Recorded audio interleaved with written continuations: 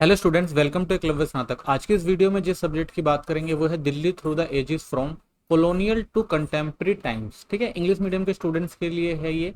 GE subject है, semester second. तो जितने भी मोस्ट इंपॉर्टेंट क्वेश्चन बनते हैं आपके पेपर के पॉइंट ऑफ व्यू से वो सब हम इसमें कवर करेंगे। BA honours, economics, English, political science, BCom honours और सभी कोर्सेज में ये सब्जेक्ट जो है वो इंपॉर्टेंट है, तो आप इसको बिल्कुल ध्यान से देखिए। टेलीग्राम चैनल जरूर ज्वाइन कर लें जो एकलव्य स्नातक फर्स्ट नाम से है। यहाँ पर आपको सारे पीडीएफ नोट्स प्रोवाइड करा दिए जाएंगे। साथ ही अगर आपको कोई क्वेश्चन करना है तो आप हमें इंस्टाग्राम पे फॉलो कर सकते हैं। हमारा यूजर आईडी है एकलव्य स्टडी पॉइंट।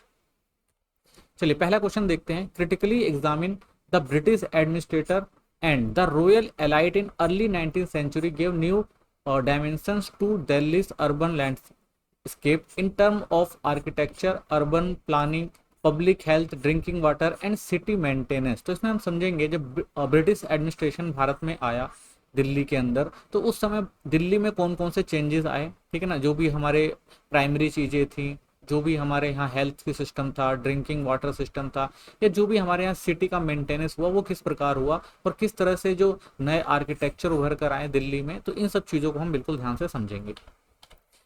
चलिए आंसर देखते हैं। In early 19th century Delhi went to through many important changes. तो 19th सेंचुरी में दिल्ली में आपको बहुत सारे बदलाव देखने को मिलेंगे। ब्रिटिश ऊपर Indian royal families help shape cities look, administration and public service. तो यहाँ पर आपको देखने को मिलेगा जो भाई ब्रिटिश ऑफिसर्स थे या जो भी रॉयल फैमिलीज थी, तो उन लोगों ने यहाँ पे कैसे एडमिनिस्ट्रेशन चलाया और किस तरह से यहाँ पे पब्लिक सर्विसेज जो थी वो प्रोवाइड कराई। तो इन सब चीज़ों को इसमें देखेंगे हम। Unlike other British cities, Bombay and Madras were British people lived separately from India. The British in Delhi lived among the local people and took part in everyday life. जहां हम बात करते हैं कि भाई बॉम्बे और मद्रास की बात करते हैं, तो जो ब्रिटिश लोग थे, ठीक है, वो जो थे अलग रहते थे कहां पर, इंडियन से। यानी अगर हम इन क्षेत्रों की बात करें तो इंडियंस ने अपनी अलग कॉलोनी बसाई थी और वो वहां पर रहते थे। वो इंडियंस के साथ रहना पसंद नहीं करते थे। लेकिन जब हम ब्रिटिश रूल देखते हैं दिल्ली के अंदर, तो यहाँ पर आप देखेंगे जो लोग थे, ब्रिटिश लोग थे, वो भी आम लोगों की तरह जो थे रहते थे। आम लोग जहां पर रहते थे, तो उसी पार्ट का जो हिस्सा जो है वहां पर ब्रिटिशर्स भी हुए। They work many things like building design. तो बहुत सारे काम यहाँ पर करवाए गए, जैसे बिल्डिंग डिजाइन कराया गया, सिटी प्लानिंग करी गई, हेल्थ सर्विसेज पे काम किया गया, ठीक है ना, वाटर जो था उसको साफ करने की बात करी गई। ठीक है, तो यानी सिटी को एक ऑर्गेनाइज और क्लीन सिटी बनाने की जो है एक पहल करी गई ब्रिटिशर्स द्वारा। Architectural and urban development initiative. तो किस तरह से यहाँ पे आर्किटेक्चरल डेवलपमेंट किया गया। तो British officer work in both official and personal way to change the design layout of Delhi. तो दोनों तरफ से काम किया गया, पर्सनली भी किया गया और ऑफिशियली भी किया गया, ताकि भाई दिल्ली को और ज्यादा अच्छा बनाया जा सके इसके डिजाइन को। In 1820 report by the Fortescue give idea for improving the city. तो जो फोर्टिस्यू था उन्होंने क्या किया, एक रिपोर्ट प्रस्तुत करी थी और उसके आधार पर जो है इस सिटी को इम्प्रूव करने की बात कही गई। 1823 governor general Amherst started some plan based only. और उसके बाद जो गवर्नर जनरल थे यहाँ पर एमर्स, उन्होंने क्या किया, इन प्लान को जो है करने, इनको आगे बढ़ाने के लिए कुछ बातों पर ध्यान दिया कि भाई अच्छे से इसको डिजाइन किया जाए और बनाया जाए, दिल्ली को फिर से निर्माण किया जाए कुछ चीजों पर जो ठीक नहीं है। ठीक है, तो उस पर उन प्लान्स पे भी जो है कुछ बात करी गई। Although the urban committee suggested by Charles Metcalfe was later close. लेकिन बाद में जो ये काम शुरू हुए थे उन पे जो चार्ल्स मैककेफे थे, उन्होंने क्या किया, थोड़ी रोक लगाई इस पे कि भाई ये ठीक नहीं है, ये अच्छे तरीके से काम नहीं हो रहा है, तो इनमें कुछ बदलाव किए जाने चाहिए। लेकिन फिर भी बाद में जो डेवलपमेंट थे वो काम रुके नहीं, वो चलते रहे। This happen because of the effort by the British official. तो ये ऐसा इसलिए हो पाया क्योंकि जो ब्रिटिश ऑफिशियल थे वो चाह रहे थे भाई ये काम हो, और इनको जो है मुगल जो रूलर थे उन्होंने भी क्या किया, सपोर्ट किया था। तो इसलिए ये जो बदलाव के काम है वो चलते रहे। Some important changes in included. कुछ इंपॉर्टेंट चेंज देखने को मिला, जैसे Mubarak Bagh started by the Ochterlony which later become a place of conflict between royal family. तो जो ऑथरनली थे उन्होंने क्या किया भाई, एक जगह बनवाई थी मुबारक बाग।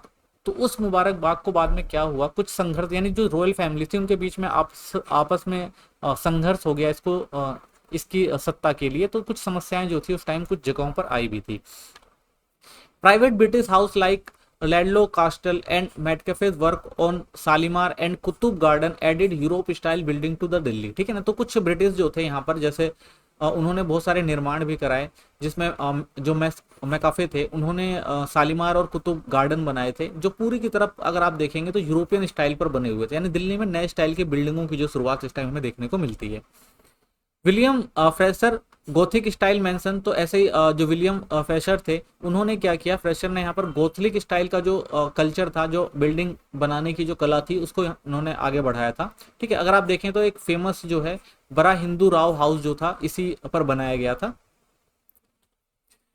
इंटीग्रेटेड रेसिडेंटल पैटर्न, तो जो रेसिडेंटल किस पैटर्न पे बनाए गए, unlike their British cities like Bombay and Madras where British official live in separate area, British official in Delhi lived inside the city। तो जहां हम देखते हैं भाई मुंबई और जो मद्रास में जो ब्रिटिश थे वो ऑफिसर जो थे वो अलग रहते थे, शहर से अलग उन्होंने अपने स्थान बनाए हुए थे, वो आम लोगों के साथ नहीं रहते थे। लेकिन वही दिल्ली में देखते हैं कि जो ब्रिटिश होते थे वो जहां पर आम लोग रहते थे इनसाइड द सिटी, वहां पर इन्होंने भी क्या किया, स्पेशली बात करते हैं दरियागंज और कश्मीरी गेट में इन्होंने क्या किया, अपने रहने के लिए जो थे वो जगह बनवाई। This close living with local led to some urban improvements, तो हमें यहाँ कुछ इंपॉर्टेंस जो है बदलाव देखने को मिलते हैं, कुछ अर्बन इंप्रूवमेंट्स हुई, जैसे turning Safdarjung as a house in a guest house, तो हम देखते हैं भाई सफ्दरजंग में हाउस बनाए गए, ठीक है, इनके रहने के लिए गेस्ट हाउस वगैरह बनाए गए। Sitting up important institution like printing press, तो बहुत सारी प्रिंटिंग प्रेस भी यहाँ पर डेवलप करी गई, बनाई गई, कॉलेज बनाए गए, ठीक है ना, चर्च बनाए गए, सेट जैसे जेम्स चर्च टाइप के, तो बहुत सारी जो चीजें थी यहाँ पर बनानी शुरू हुई जब ब्रिटिश ऑफिसर यहाँ पर आकर रहने लगे। This change created a Christian architecture landscape in the part of the Delhi, और यहीं पर आप देखते हैं कि जो क्रिश्चियन आर्किटेक्चर था वो विकसित होता है भारत के अंदर दिल्ली में। सिटी मेंटेनेंस एंड गवर्नेंस, तो British officer personally cared about the improving Delhi, तो जो ब्रिटिश ऑफिसर थे उन्होंने सोचा भाई दिल्ली को जो है थोड़ा अच्छा बनाया जाए, इंप्रूव किया जाए। तो Stalin planted tree along Chandni Chowk himself, तो जो सेटन थे, सेटन ने क्या किया भाई, बहुत सारे पेड़ लगवाए चांदनी चौक के आसपास। ट्रेवलन जो थे उन्होंने प्लान किया एक neighbourhood outside Lahori gate, reduce the crowding inside the city, तो एक गेट बनवाया था लाहौरी गेट, जिससे जो है ज्यादा क्राउड जो है इस शहर में ना आ सके, तो उसके लिए एक लाहौरी गेट बनवाया इन्होंने। A municipal committee was made to look after city services like drain roads and bridge, तो एक म्यूनिसिपल कमेटी भी बनाई गई थी जो यहाँ पर जो भी बेसिक जरूरतें हैं जैसे ड्रेन हो गया, रोड सफाई हो गई, ब्रिज वगैरह बनाने हो गए, ठीक है, तो इन सब चीजों के ध्यान के लिए उन्होंने एक म्यूनिसिपल जो कमेटी भी बनाई थी। Also religious and charity land जैसे वफ हो गया या तेजुल हो गया were moved from the control of the kotwal, यानी जो पहले धार्मिक स्थल होते थे वो किसके पास होते थे, वहां के जो भी रिलीजियन होते थे उनके उनके पास होते थे चैरिटी लैंड, तो उनको भी क्या किया गया भाई, पहले कोतवाल के हाथ में, यानी जो लोकल पुलिस ऑफिसर थे उनको दिए गए अधिकार जो भी थे, और फिर बाद में स्पेशल ऑफिसर कॉल्ड दरोगा, उनके हाथ में जो थी ये सारी जो भी जगह थी वो दे दी गई कि भाई इसका देखभाल और रखरखाव जो है वो इनके जिम्मे कर दिया गया। The Delhi gazette pointed out some problem like, तो अगर हम देखते हैं दिल्ली में बहुत सारी आपको प्रॉब्लम भी देखने को मिलेगी, बहुत सारी समस्याएं भी थी, जैसे poor maintenance of small street, जो छोटी मोटी सड़कें होती थी उनको अच्छे से देखरेख नहीं की जाती थी। Lack of help from Hindu merchant, तो देखते हैं जो यहाँ के हिंदू व्यापारी थे वो भी इनमें मदद नहीं करते थे, कुछ को छोड़ दे जैसे राजा हिंदू राव और अहमद अली खान, तो इन लोगों ने तो थोड़ी मदद करी थी, लेकिन ज्यादातर मर्चेंट थे वो इन सब चीजों पर ध्यान भी नहीं देते थे। Even with this issues this action so the beginning proper city management and governance, तो हमें देखते हैं भाई एक इशू जो हमें देखने को मिलता है शुरू में ही कि भाई एक जो मैनेजमेंट बनाया जा रहा था जो कि भाई अच्छे से यहाँ पर क्या करेंगे, टाउन प्लानिंग करेंगे, तो गवर्नमेंट जो है उस तरह से गवर्न नहीं कर रही थी, उस तरह से जो है सिटी प्लानिंग नहीं कर पा रही थी, तो बिगनिंग में हमें बहुत सारे जो है कमियां देखने को मिल जाती है इस टाइम में।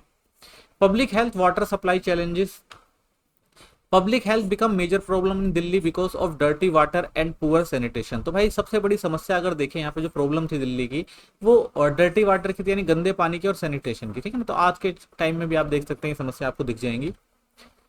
The salty water from well cause diseases like cholera and malaria, तो सेल्टी वाटर आता था जिसका लोग यूज करते थे, जिसकी वजह से क्या होता था लोगों को बहुत सारी बीमारियां हो जाती थी, कोलेरा हो गया, मलेरिया हो गया, ऐसी बहुत सारी बीमारियां भी आपको देखने को मिलेगी इस टाइम यहाँ पर फैलती थी।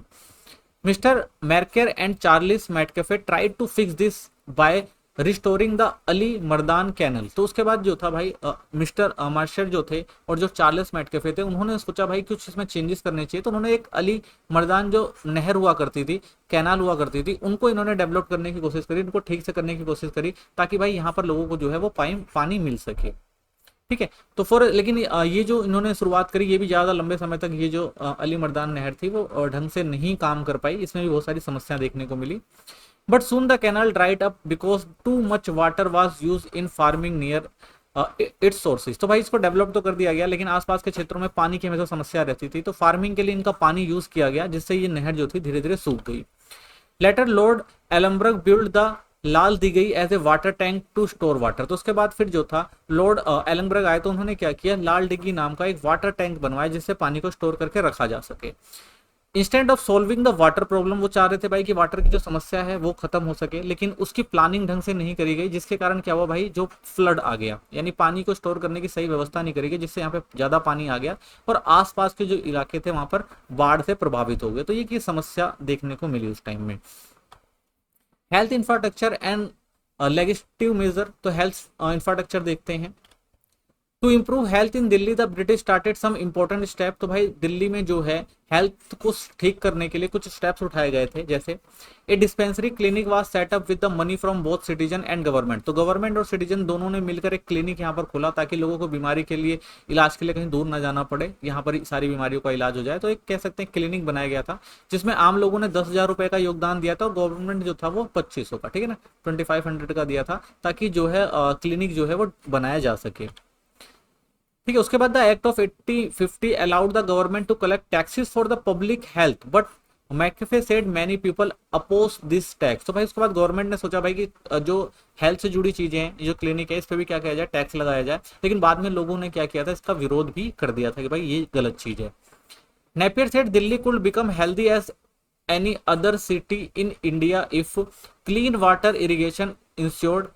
तो जो नेपियर है वो कहते हैं भाई भारत, जो दिल्ली है, दिल्ली को बहुत अच्छी सिटी बनाया जा सकता है अगर यहाँ पर जो पानी की सुविधा अच्छी हो जाए, अच्छे पानी की, क्लीन पानी की, और इरिगेशन जो है उसको ठीक कर दिया जाए। Strict policing was done to the keep the city clean. ठीक है। तो अगर सही से स्ट्रिक्ट पॉलिसियां बनाई जाए, यानी अच्छी से पॉलिसी और नीति बनाई जाएंगी, तो हम इस शहर को बहुत अच्छा और क्लीन बना सकते हैं, ये उन्होंने कहा था। तो कह सकते हैं हम the early 19th century effort of British administration and princely elite played a key role in transforming Delhi urban landscape. Their initiative modernise the Mughal city. कह सकते हैं भाई कि दिल्ली को ट्रांसफॉर्मेशन में जो है दिल्ली ऑफिसर, जो भी ऑफिसर आए थे ब्रिटिश, उन्होंने काफी मदद करी और बहुत सारे इनिशिएटिव लिए, बहुत सारे इन्होंने बदलाव भी करने की कोशिश करे और कई जगह जो है इन्होंने बदलाव किए भी गए और बहुत सारी नई चीजें यहाँ पर देखने को मिलती हैं, ग्राउंड वर्क भी हुआ, ठीक है ना, और बहुत सारा और काम किए गए, जिससे हम आगे देखते हैं कि जो फ्यूचर कैपिटल जो बना वो काफी अच्छा बना दिल्ली उस 19वीं शताब्दी के बाद। ठीक है। चलिए क्वेश्चन अगला देखते हैं। Analyse the impact of revolution of 1857 Delhi in term of social division, plunder, population shift, urban destruction and the colonial reconstruction. यानी 1857 के बाद दिल्ली में क्या महत्वपूर्ण हम ट्रांसफॉर्मेशन देखते हैं और किस तरह से जो बदलाव आए, किस तरह से फिर से दिल्ली को बनाया गया, इस सब चीजों पर हम ध्यान देते हैं। तो सबसे पहले देखते हैं the revolt of 1857 also known as India's first war of independence. अगर हम 1857 का जो वॉर था उसको इंडिया की फर्स्ट इंडिपेंडेंस ऑफ वॉर कहा जाता है, क्योंकि बहुत सारे लोग इकट्ठा हुए थे और ब्रिटिश जो रूल था उसके खिलाफ लोग जो है मूवमेंट चला रहे थे, तो कह सकते हैं ये फर्स्ट इंडिपेंडेंट मूवमेंट था इंडिया का। Hand a big long lasting impact of Delhi. तो इस आंदोलन का, यानी अगर इस रिवोल्ट की बात करें, इस रिवोल्ट का जो है एक मेजर इम्पैक्ट पड़ा दिल्ली के ऊपर। Delhi was the main centre of the rebellion. तो ये जो था मेन सेंटर था रिबेलियन का, ठीक है ना। अगर सिंबोलिकली देखें या फिर स्ट्रेटेजिकली भी देखें, तो दोनों तरह से अगर देखें तो जो दिल्ली था वो मेन केंद्र था, क्योंकि यहाँ से जो थी सारे जो भी किए जा रहे थे मूवमेंट से रिलेटेड, जो भी अरेंजमेंट किए जा रहे थे वो दिल्ली से किए जा रहे थे। और आपने देखा भी होगा भाई यहाँ पर जो राजा थे उस टाइम, बहादुर शाह जफर, उनको नेतृत्व दिया गया था कि भाई आप जो है हमको साथ लेकर चलेंगे और आप जो है हम आपके बिहाफ से जो है ब्रिटिश के खिलाफ लड़ेंगे, ठीक है। तो इसलिए भी जो था ये सेंटर बन गया था एक तरह से देखा जाए तो, ये जो रिवोल्ट हुआ था 1857 का। The city turn into a battlefield and it is social life was deeply disturbed. तो देखते हैं भाई जो ये बैटलफील्ड हुआ, ये जो लड़ाई चली ब्रिटिशर्स और आम लोगों के बीच में जो इंडिपेंडेंट चाहते थे उनसे, तो इसका जो है बहुत डीपली इफेक्ट पड़ा सोशल लाइफ पर। अगर देखें तो यहाँ की जो बहुत ज्यादा डिस्टर्ब भी हुई थी। The British response was very harass. जो ब्रिटिश ने मूवमेंट को, जो ये मूवमेंट चल रहा था, रिवोल्ट चल रहा था, इसको दोबारा से खत्म करने के लिए बहुत हरासली जो है रिस्पॉन्स किया। मैनी पीपल वर किल्ड, बहुत सारे लोगों को मार दिया गया। Force to the leave the city, और बहुत सारे लोगों को जो है मजबूर किया गया ताकि वो शहर छोड़कर बाहर चले जाएं। The city population building and politics change greatly. तो उसके बाद क्या हुआ, हमारे यहाँ जो पॉपुलेशन थी उसमें इफेक्ट देखने को मिलता है, ठीक है ना। जो बिल्डिंग थी उनके कल्चर में, उनके बनाने के तरीके में देखने को मिलता है, और पॉलिटिक्स में भी जो बहुत सारे मेजर चेंजेस आए इस समय सिटी के अंदर। This changes created the base a new British colonial way of ruling shaping India. तो इन चेंजेस ने क्या किया, जो ब्रिटिश के अंदर एक नए तरीके से रूल करने का तरीका दिया किनको, ब्रिटिशर्स को, और उन्होंने एक नई तरह की दिल्ली को जो है वो कंस्ट्रक्ट किया। Complex social element during the revolt. तो कौन कौन से सोशल अगर हम देखें अलाइनमेंट थे उस टाइम, तो many people thinks that revolt 1857 so complete unity between Hindu and Muslim, but this is not fully true. तो बहुत सारे लोग कहते हैं भाई कि ये जो मूवमेंट हुआ था, जो रिवोल्ट हुआ था, उसमें हिंदू और मुस्लिम यूनिटी देखी जाए, लेकिन अगर हम पूरी तरह से कहें तो इसको हम सही नहीं कह सकते, क्योंकि जो पीपल थे वो जो लॉयल थे, वो पर्सनल यानी अपनी पर्सनल जो उनको जो फायदा मिल रहा था उसके, या फिर पॉलिटिकली जो उनको फायदा मिल रहा था, या जो इकोनॉमिकली उनको फायदा मिल रहा था, तो उसके अकॉर्डिंग जो था वो लोग जो था जिसको चाह रहे थे उसको वो जिसका चाह रहे थे उसका साथ दे रहे थे। कुछ लोग ब्रिटिश का साथ दे रहे थे, कुछ जो रिवोल्ट कर रहे थे उनका साथ दे रहे थे, ठीक है। तो इकोनॉमिक रीजन था, नॉट जस्ट रिलीजन। तो कह नहीं सकते भाई कि रिलीजन ही मेन कारण था, सब मिलकर एक साथ लॉयल्टी दिखा रहे थे। तो सबके अपने पर्सनल बैच थे और उसके हिसाब से वो लोग काम कर रहे थे। अगर एग्जाम्पल के तौर पर देखें, नवाब हमीद अली खान सपोर्टेड बहादुर शाह जफर, यानी उस टाइम जो नेतृत्व कर रहे थे, यानी जो रिवोल्ट को हेड थे बहादुर शाह जफर, तो उनका साथ दिया नवाब हमीद अली खान ने। द मुगल एम्पायर जो थे हमारे बहादुर शाह जफर, उनका। But Nawab Amruddin supported the British. वहीं हम देखते हैं कि जो नवाब अमरुद्दीन थे वो किसका साथ दे रहे थे, वो ब्रिटिश का साथ दे रहे थे। Even religious and social group were divided. यहाँ तक कि आप देखेंगे जो रिलीजियस, ठीक है ना, जो धार्मिक और जो सामाजिक ग्रुप थे वो भी डिवाइड थे। Mufti Sadruddin Azurda supported the emperor but did not agree with the rebel, ठीक है। तो कुछ ऐसे भी लोग थे, जैसे अगर मुफ्ती की बात करते हैं तो ये किसको, एम्परर को तो सपोर्ट कर रहे थे, लेकिन जो रिबेलियंस थे, ठीक है ना, जो रिबेल्स कर रहे थे उनको ये सपोर्ट नहीं कर रहे थे। Some merchant like Qutubuddin Hussain Bakhsh and Ramji Das supported the Mughals. तो भाई कुछ जो अगर देखें यहाँ पर जो मर्चेंट्स थे वो टोटली किसको सपोर्ट कर रहे थे, वो मुगल को कर रहे थे। वहीं अदर कुछ देखते हैं जो सीक्रेटली हेल्प कर रहे थे किसको, ब्रिटिश को। यानी छुपे तौर पर देखें तो बहुत सारे ऐसे भी लोग थे, ऐसे भी मर्चेंट थे, या ऐसे भी ग्रुप थे जो किसको सपोर्ट कर रहे थे, वो ब्रिटिश को सपोर्ट कर रहे थे, ठीक है। लूटिंग एंड मैस्कर्स देखने को मिला था हमें 1857 में। तो after the British recaptured Delhi during the revolt 1857 their reaction was extremely violent and cruel.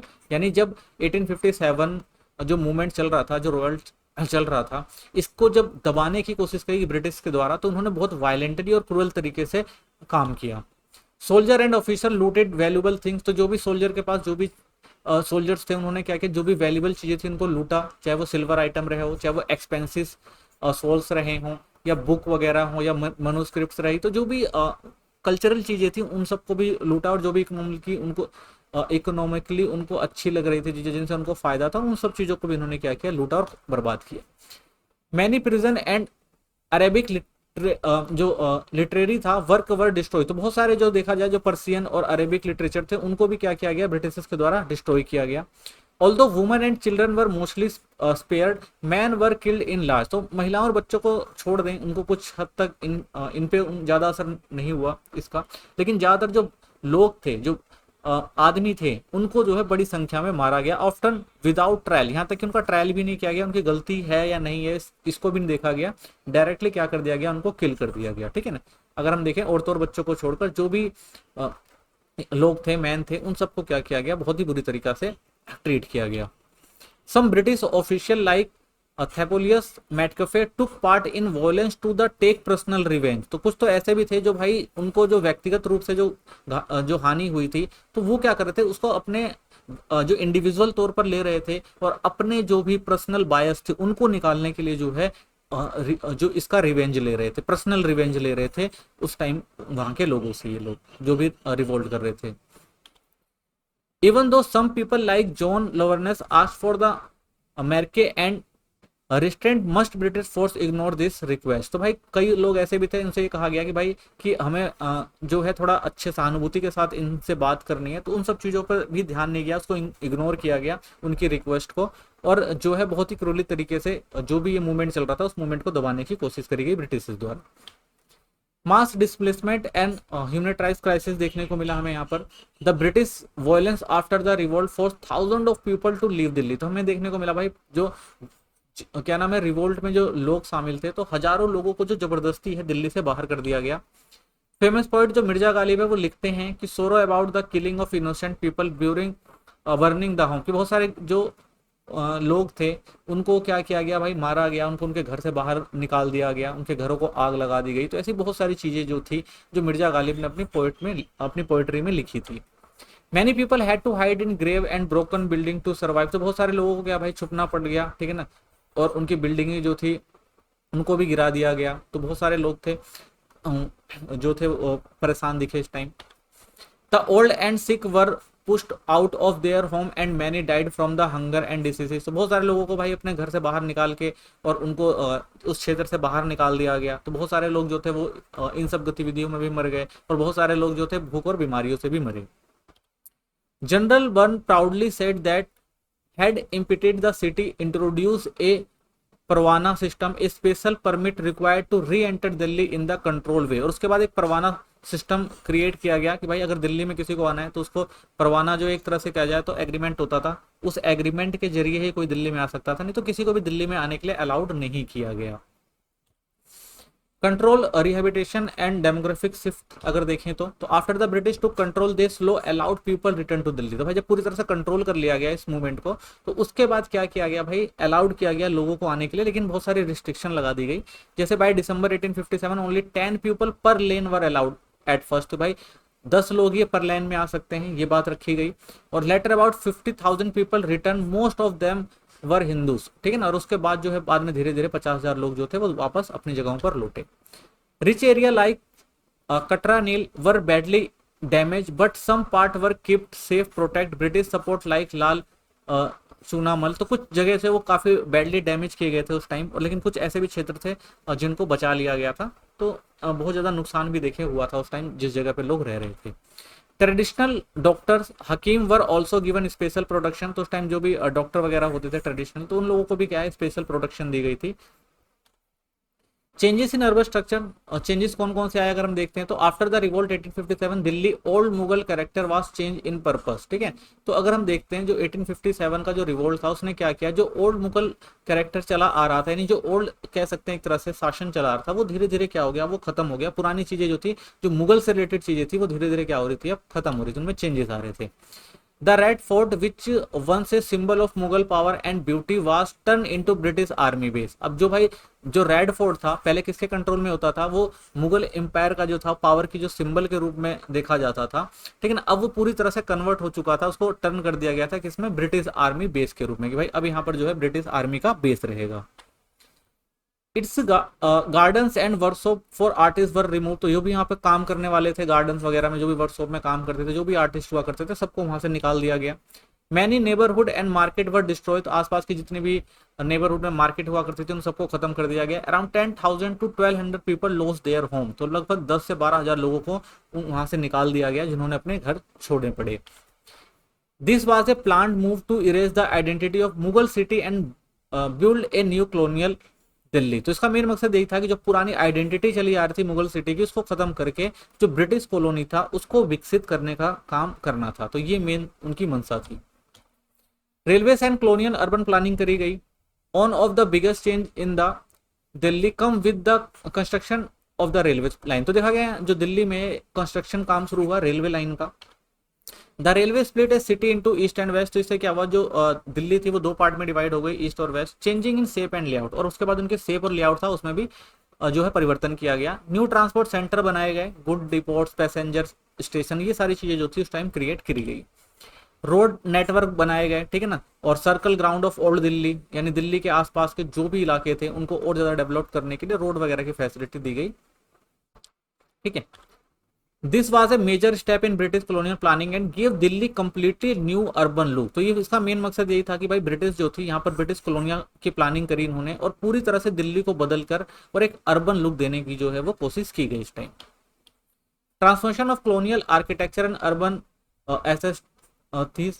तो यहाँ पर अगर देखें तो आर्किटेक्चर और अर्बन जो एस्थेटिक्स थी उसमें भी परिवर्तन देखने को मिलता है। The British change the look and style of Delhi much their own test, तो भाई इनको जैसी जरूरत थी उसके हिसाब से उन्होंने क्या किया, चेंजेस किए दिल्ली में। Mughal style beauty like marble canals and tried road were remove, तो बहुत सारे जो मुगल स्टाइल की के लिए प्रसिद्ध थी, जो सुंदरता के लिए जाने जाते थे, ठीक है, जैसे मार्बल के कैनाल्स बनाए गए थे, ठीक है ना, या ट्री लाइन रोड बनाए गए थे, तो इन सबको क्या किया गया, पूरी तरह से खत्म किया गया।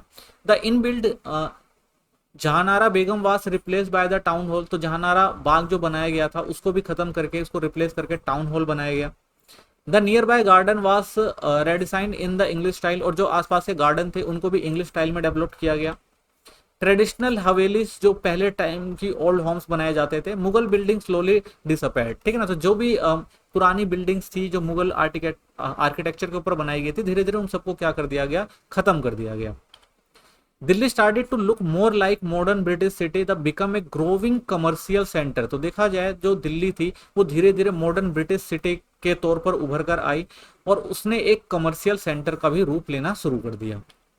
तो कह सकते हैं हम जो 1857 का रिवोल्ट था उसने क्या किया भाई, दिल्ली को एक नया शेप दिया। यहाँ पर बहुत सारे आप सामाजिक और राजनीतिक चेंज देखने को मिलते हैं। मुगल अथॉरिटी धीरे धीरे क्या होती है, वो खत्म हो जाती है और ब्रिटिश जो है अपने हिसाब से इस सिटी को प्लान करने लग जाते हैं। तो जो भी मुगल से जुड़ी हुई चीजें थी उन सबको धीरे धीरे खत्म किया गया और पूरा का पूरा जो ट्रांसफॉर्मेशन किया गया वो मॉडर्न दिल्ली इंपेरियल कैपिटल के रूप में जो है इसको डेवलप किया गया।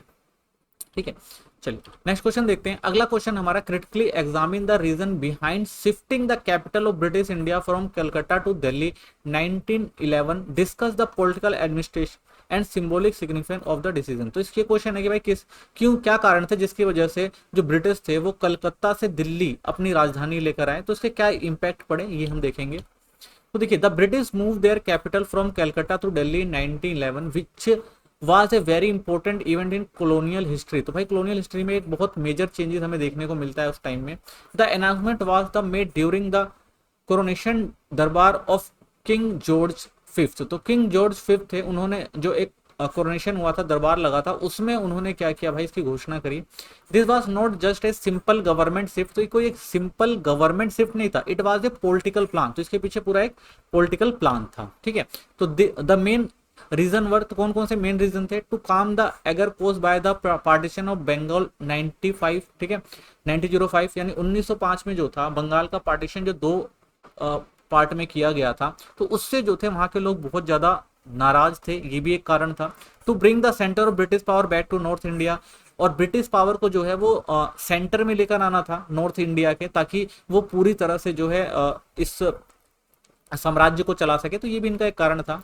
To make Delhi the cultural and political heart of British India, तो वो क्या चाहते थे भाई, दिल्ली का जो है कल्चरल और पॉलिटिकल जो पूरा है वो एनवायरमेंट है वो ब्रिटिश इंडिया के तौर पर बनाना चाहते थे। ठीक है, background the partition Bengal and the onset of unrest, तो भाई बैकग्राउंड क्या रहा ये समझते हैं सबसे पहले। तो in 1905 Lord Curzon divide Bengal into two part, तो लॉर्ड कर्जन ने बंगाल को दो पार्ट में डिवाइड किया, जिसमें बंगाल एंड ईस्टर्न बंगाल और असम शामिल थे।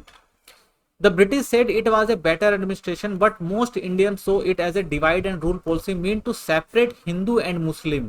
तो भाई ये जो पार्टीशन किया गया था इसका बहुत सारे लोगों ने विरोध किया। उनका ये मानना था कि भाई ये ब्रिटिश इसलिए कर रहे हैं, वो हिंदू और मुसलमानों को बांटना चाहते हैं, तो मेन कारण यही था। ठीक है, क्योंकि जो बंगाल का एरिया बनाया गया था वहां पे मुसलमानों की आबादी ज्यादा थी, तो इसलिए वो सोच रहे थे लोग कि भाई मुसलमानों को अलग करने के लिए ये रणनीति बनाई गई है, किसके द्वारा, ब्रिटिश के द्वारा। This decision face strong opposition specially from Bengal's पेंडर लोग, ठीक है ना, तो जो भी एजुकेटेड और अपर क्लास के जो लोग थे, जो पढ़े लिखे लोग थे, उन्होंने इसका काफी विरोध किया था। It led to the rise of the Swadeshi movement with boycott of British goods and protest which continue for the next 5 year. और एक कारण और था कि भाई इस समय अगर आप देखेंगे तो स्वदेशी मूवमेंट वगैरह जो यहाँ पर चल रहे थे और ब्रिटिशों का जो है बहुत ज्यादा बाइकआउट किया जा रहा था इस क्षेत्र के अंदर, तो इसलिए भी जो था, और ये जो चीज थी वो अगले 5 साल तक चलती रही, ये भी चीज हमें देखने को मिलती है। इसकी वजह से भी जो था ये कारण थे जिसकी वजह से जो राजधानी है वो शिफ्ट करनी पड़ गई Delhi. Administration challenges for the Bengal presidency जो भी थी उसमें क्या समस्याएं थी। The Bengal presidency was a very large area which include today's Assam, Bihar and Odisha. तो बंगाल की अगर हम प्रेसिडेंसी की बात करें तो पूरा एक लार्ज एरिया आता था जिसके अंदर असम आता था, बिहार आता था, उड़ीसा आता था। Managing such a big diverse region become very difficult for the British. तो भाई इनको मैनेज करना जो था वो बहुत मुश्किल हो रहा था, क्योंकि ये डाइवर्स रीजन था, बहुत इसमें अलग अलग क्षेत्र थे, ठीक है ना, अलग अलग कल्चर थे, तो इनको इकट्ठा करके लेकर चलना और अपने हिसाब से चलाना बड़ा मुश्किल हो रहा था ब्रिटिश के लिए। Sir Andrew Fraser suggested that district like Chittagong, Dhaka and Mymensingh should be merge with Assam to make governance easier. तो उन्होंने एक सुझाव दिया था भाई कि एक काम कर सकते हैं हम, ये जो क्षेत्र हैं इन तीनों क्षेत्रों को इकट्ठा करके क्या कर सकते हैं और फिर से अच्छे से यहाँ पर जो है गवर्नेंस चला सकते हैं। लेकिन many British official started feeling that Bengal was becoming ungovernable. तो बहुत सारे ब्रिटिश ऑफिशियल को लग रहा था भाई अब बंगाल से जो है गवर्न करना बहुत ज्यादा मुश्किल है, ठीक है, तो यहाँ से ये हो नहीं पाएगा। तो this was one of the reason give for dividing Bengal in 1905। तो यही कुछ कारण थे जिनकी वजह से बंगाल का डिवीजन करना पड़ा था। The sir James Jenkins personal and the attempt recognisation, इसको समझते हैं। तो on 17 June 1911 sir James Jenkin wrote the governor general lord Hardinge with a major suggestion. तो इन्होंने भाई क्या किया, सर जेम्स जेनकिंस थे, उन्होंने लॉर्ड जो लॉर्ड थे जनरल लॉर्ड हार्डिंग, उनको एक सजेशन दिया कि क्या करना चाहिए भाई, कि he propose two thing, cancel the partition of Bengal and move the capital from Calcutta to Delhi. तो उन्होंने ये दिया था भाई कि सबसे पहले क्या करो, आप पार्टीशन को कैंसिल करो जो बंगाल का है, और दूसरा कलकत्ता से दिल्ली को जो है शिफ्ट करो, राजधानी को। और दूसरा ही believe this would weaken the national movement and bring peace back to Bengal. तो इससे क्या होगा, जो नेशनल मूवमेंट चल रहे हैं वो भी क्या होंगे, खत्म होंगे, और जो बंगाल में अशांति चल रही है, हो रही है, पीस नहीं है, वो भी क्या होगी, दोबारा से आ जाएगी। तो ऐसा सोचना था इनका। तो encourage announcing this decision during the Delhi दरबार was meant to be a symbol of change reform। तो यहाँ पे जो दिल्ली दरबार में ये जो डिसीजन लिया गया, तो ये जो था एक तरह से देखा जाए एक नया सिंबल था और नया चेंज था, एक बदलाव का। द दिल्ली दरबार एंड अनाउंसमेंट, तो उसके बाद दिल्ली दरबार में अनाउंसमेंट होती है। On 12 December 1911 during Delhi durbar king George fifth made a surprise announcement. तो वो सरप्राइज अनाउंसमेंट करते हैं। He declare that the capital British India will be move from Calcutta to Delhi. तो उन्होंने भाई ये फैसला की जो कैपिटल है ब्रिटिश की कोलकाता, अब उसको शिफ्ट कर दिया जाएगा कहां पर, Delhi. The plan was kept secret, was revolve in grand and ceremonial way. तो इसको बहुत खुफिया तरीके से रखा गया था, और उसके बाद सरमनी में ही आकर जो है, जब ये ग्रैंड सरमनी हुई तभी जो है इस चीज को लोगों के सामने रिवेल किया गया। The announcement shock everyone as no one expected. तो सबके लिए भाई अनाउंसमेंट जो थी वो शॉकिंग थी, ठीक है ना, किसी ने एक्सेप्ट नहीं किया था, कि एक्सपेक्ट नहीं किया था कि भाई ऐसी चीज भी हो सकती है। तो this event mark major thinking point in British colonial rule. तो ये जो था, बहुत सारी टर्निंग पॉइंट आते हैं ब्रिटिश कॉलोनियल रूल में इसके बाद। पॉलिटिकल रिएक्शन देखते हैं क्या हुए। The decision to move to capital to Delhi got mix reaction. तो मिक्स रिएक्शन आए थे इसके अंदर, जैसे moderate nationalist in Bengal were happy because the partition of the Bengal was cancel. तो ये लोग खुश हुए कि भाई कम से कम जो बंगाल में जो पार्टीशन हुआ है वो तो कैंसिल हो जाएगा। But the European and allied classes इस कलकत्ता वार एंग्री एंड अपसेट। तो ये लोग जो थे, जो एलाइड वर्ग था, जो यूरोपियन लोग थे, वो जो थे बहुत अपसेट हुए। They had enjoy special access to power privilege, क्योंकि भाई यहाँ पे ये लोग रह रहे थे, ठीक है ना, और इनके पास स्पेशल पावर होती थी, प्रिविलेज मिलता था इनको, which they lost after the shift. अगर ये चीज शिफ्ट हो जाती तो यहाँ से जो इनकी पावर थी वो खत्म हो जाती, तो इसलिए ये लोग जो थे थोड़े नाराज थे। तो many local businessman, merchant and leader in Calcutta so it was a shameful and insulting move. तो कुछ ने भाई कहा कि ये जो फैसला लिया गया है ये गलत है, बहुत ही सेमफुल है और इंसल्टिंग मूव है, ये सही चीज नहीं है। कुछ लोगों ने अपनी प्रतिक्रिया दी इस पे। Delhi transformation into a imperial capital. After the capital was move to Delhi city went through the fast development and modernisation. और जैसे ये घोषणा हुई कि भाई दिल्ली शिफ्ट होगी राजधानी, तो यहाँ पर डेवलपमेंट और मॉडर्नाइजेशन वो बड़ी तेजी से हुआ। New project like railway, terms and electricity war started, ठीक है ना, तो यहाँ पे ये नई चीज शुरू हुई। Farming land turn into plant cities, जो भी फार्मिंग लैंड थे उनको प्लांट सिटी में कन्वर्ट किया गया। टू फेमस आर्किटेक्ट्स एल्विड Lutyens and Harvard Baker were choose to design Delhi. तो इनको बुलाया गया भाई कि आप दिल्ली को क्या करें, डिजाइन करें। The goal to make Delhi a symbol of British power while also showing respect for Mughal heritage. तो जो दिल्ली बनाई गई तो देखा गया भाई, तो एक तो ये ब्रिटिश पावर को इंडिकेट करने के लिए, सिंबलाइज करने के लिए बनाई गई, और साथ ही कुछ मुगल हेरिटेज है उनको भी रिस्पेक्ट दी गई। Strategic and symbolic reason for choosing in Delhi, तो भाई क्या स्ट्रेटेजी थी, there were important reason both strategic and symbolic for making Delhi new capital, तो बहुत सारी स्ट्रेटेजी बनाई गई इसके अंदर। जैसे historical Delhi had been a capital of many empire, तो भाई इसलिए कारण था दिल्ली को बनाने का क्योंकि दिल्ली में बहुत सारे राजा पहले से ही शासन कर चुके थे और पूरी दिल्ली जो थी जो पूरा भारत था वो दिल्ली से ही कंट्रोल किया जाता था कई राजाओं द्वारा, तो इसलिए भी जो था ये चीज करी गई। खास तौर पर अगर देखें तो मुगल एम्पायर भी थे। This help the British connect their rule in India imperial past, ठीक है, तो ब्रिटिश जो थे वो भी क्या करना चाहते थे, जो उनका पास्ट था इंपीरियल पास्ट था इंडिया का, तो उससे कनेक्ट होना चाहते थे। Geographically Delhi was more centre, और ज्योग्राफिकली भी देखा जाए तो दिल्ली जो थी वो सेंट्रल थी, which made it easier to govern northern and central India, तो यहाँ से जो है नॉर्थन एरिया और सेंट्रल एरिया, ठीक है ना, इन पे जो है रूल करना भी बहुत ज्यादा आसान था, तो इस वजह से भी जो है दिल्ली को बनाया गया था। So Delhi was chosen for historical importance and better location for the administration, ठीक है, देखो तो हिस्टोरिकल इंपॉर्टेंस तो थी, साथ ही लोकेशन बहुत अच्छी थी जहां से एडमिनिस्ट्रेशन बड़े प्यार से चलाया जा सके। Balancing and local imperial interest, तो moving the capital to Delhi also help British avoid political trouble in Bengal, ठीक है, तो जो पॉलिटिकल ट्रबल बंगाल में चल रही थी वो दिल्ली में आके खत्म हो जाती है। Calcutta had become centre of national protest and activism, तो जो कैलकाटा जो था वो आप देख रहे थे भाई नेशनल प्रोटेस्ट और एक्टिविज्म का केंद्र बन रहा था धीरे धीरे, इससे परेशान थे। Bye shifting the capital British government move away from local pressure and reduce influence freedom movement, तो इससे क्या हुआ भाई, यहाँ पर जो भी प्रेशर वगैरह था और जो भी इन्फ्लुएंस जो रिड्यूस जो इन्फ्लुएंस जो भी मतलब प्रभाव वहां पे पड़ रहा था, तो उससे क्या वो उनमें कमी आई, और जो फ्रीडम मूवमेंट चल रहे थे वहां पर तो उनको जो कंट्रोल करना थोड़ा आसान हो गया।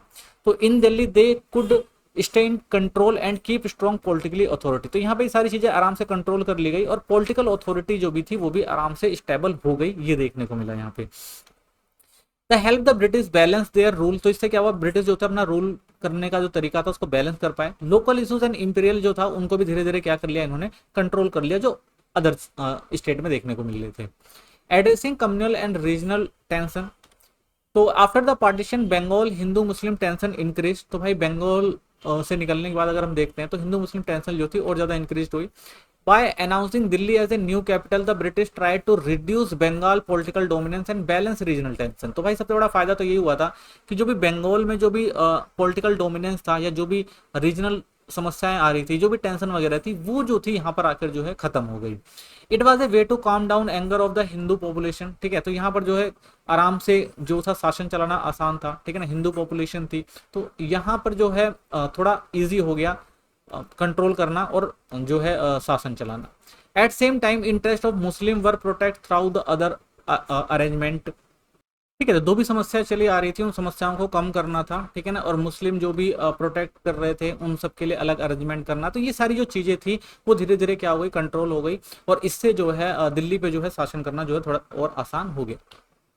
This was a political move to manage both communal and region conflict, तो मेन मकसद यही था भी कि यहाँ जो भी हिंदू और मुस्लिम कॉन्फ्लिक्ट चल रहे थे, अगर हम देखें बंगाल वगैरह में, तो उन सबको क्या करना था, कम करना था, और अपना जो भी इंटरेस्ट था उसको और अच्छे से आगे ले जाकर अपने जो भी अरेंजमेंट थे उनको अच्छे करने थे, तो ये ऐसी कोशिश कर रहे थे ब्रिटिशर्स, ठीक है। लॉन्ग टर्म इंपैक्ट, इसका लॉन्ग टर्म इंपैक्ट क्या पड़ा, the transfer of the capital led the foundation for creation New Delhi, तो भाई जो ये कैपिटल का जो ट्रांसफॉर्मेशन हुआ तो उससे क्या हुआ, दिल्ली एक नई दिल्ली के क्रिएशन को इसने क्या दिया, एक बेस दिया, which officially become the government centre in 1931, और उसके बाद क्या हुआ, ये गवर्नमेंट सेंटर बन जाता है 1931 तक। It so A recording of the colonial power of the priority, तो भाई रिकंस्ट्रक्ट किया गया जो भी पॉलिटिकल और कॉलोनियल पावर थी उनको प्रायोरिटीज दी गई। Through this move the British tried to show that they were not afraid political movement and that they could respond on their own term, तो ये भी दिखाया गया कि ब्रिटिश दिखाना चाहते थे कि भाई कि अगर कोई भी पॉलिटिकल मूवमेंट होता है तो उनका उन पे कोई असर नहीं होता और उसके लिए वो रिस्पॉन्स करेंगे और जो भी वाजिब तरीके हैं उनको वो आजमाएंगे, ठीक है, तो ये भी दिखाना था। New Delhi become symbol of both imperial power and modern planning, तो उसके बाद अगर हम दिल्ली को देखते हैं तो दिल्ली में जो है आप देखते हैं जो दिल्ली होती है वो एक सिंपलाइज हो जाती है कि यहाँ पर इंपीरियल पावर आपको देखने को मिलेगी और मॉडर्न प्लानिंग भी जो है दिल्ली में यहाँ पर आपको देखने को मिलती है, नई तरीके की दिल्ली जो है डेवलप्ड होती है आपको दिखाई देती है, ठीक है। तो कह सकते हैं 1911 शिफ्ट वो capital Delhi was strategic move, तो एक अच्छा मूव था, ठीक है ना। कंट्रोल किया गया जो भी नेशनल मूवमेंट वगैरह चल रहे थे कोलकाता में, इनको कंट्रोल करके, और पॉलिटिकल जो भी समस्याएं थी उनको दूर करना था। और दिल्ली को शिफ्ट करने से क्या हुआ कि जो भी समस्याएं कलकत्ता वगैरह में चल रही थी, जो भी मूवमेंट वगैरह चल रहे थे, या हिंदू और मुसलमान को लेकर जो भी कॉन्फ्लिक्ट था, उनको क्या किया गया, धीरे धीरे शांत किया गया, ठीक है ना। और दिल्ली में आने से क्या हुआ कि भाई इनको जो एक ऐसी जगह मिली जहां से वो आसानी से जो है अपना कॉलोनियल रूल चला सकते थे, कॉलोनियल सेंटर मिल गया इनको, ठीक है। और जो भी फ्रीडम मूवमेंट्स या स्ट्रगल है उनको ये आराम से यहाँ पे रह के कंट्रोल कर सकते थे, ठीक है। तो ये सारी चीजें हमें देखने को मिलती है जब दिल्ली को क्या बनाया जाता है, राजधानी के तौर पर डेवलप किया जाता है। आइए अब नेक्स्ट क्वेश्चन देखते हैं। अगला क्वेश्चन हमारा है, critically examine the town planning initiative undertaken in Delhi after the transfer of capital from Calcutta in 1911, discuss the administrative architecture and social aspect of this planning process. कि भाई जब ट्रांसफर किया गया दिल्ली को एज ए कैपिटल के रूप में कलकत्ता से, तब उसके बाद यहाँ पर क्या मेजर चेंजेस आपको देखने को मिले ये समझेंगे, ठीक है। तो after the capital was removed from Calcutta to Delhi in 1911, the British began a huge complex city building project, ठीक है ना। जब कोलकाता से दिल्ली ट्रांसफर की गई राजधानी, तो यहाँ पर बहुत सारे जो है बिल्डिंग प्रोजेक्ट्स बनाए गए। Old Delhi was already facing problem, तो ओल्ड दिल्ली जो है वो पहले से फेस कर रही थी प्रॉब्लम, लाइक अनप्लान्ड ग्रोथ, यहाँ पर ग्रोथ उतनी अच्छी नहीं थी, पुअर इंफ्रास्ट्रक्चर था, यहाँ पर प्लानिंग जो थी वो उतनी अच्छी नहीं थी ताकि ये सिटी डेवलप्ड दिख सके। तो Edwin Lutyens led the planning of new capital, तो उन्होंने कहा भाई जो पुरानी दिल्ली है, ठीक है ना, ओल्ड जो दिल्ली है उससे हटकर एक नई दिल्ली बनाई जाए और वहां पर सारी चीजें प्लान की जाए। ये किसने कहा, एडविन लुटियंस ने। तो उन्होंने द प्रोजेक्ट बनाया, तो the project was influenced by the political goal, तो कुछ पॉलिटिकल गोल थे भाई इसको शिफ्ट कर इसको बनाने के लिए। The British empire technical challenge, ठीक है ना, social division already present in Indian society, जो देखा भाई यहाँ पर बहुत सारी पहले से ही समस्याएं हैं, बहुत सारे जो डिवीजन है, तो इसलिए यहाँ पर जो सिटी प्लानिंग करी जाएगी वो अलग तरीके से करी जाएगी, ठीक है। तो यहाँ पर बहुत सारे चैलेंजेस थे, उस चैलेंजेस के अकॉर्डिंगली जो है वो प्रोजेक्ट को बनाया गया और उसके अकॉर्डिंग ही जो दिल्ली को डेवलप किया गया।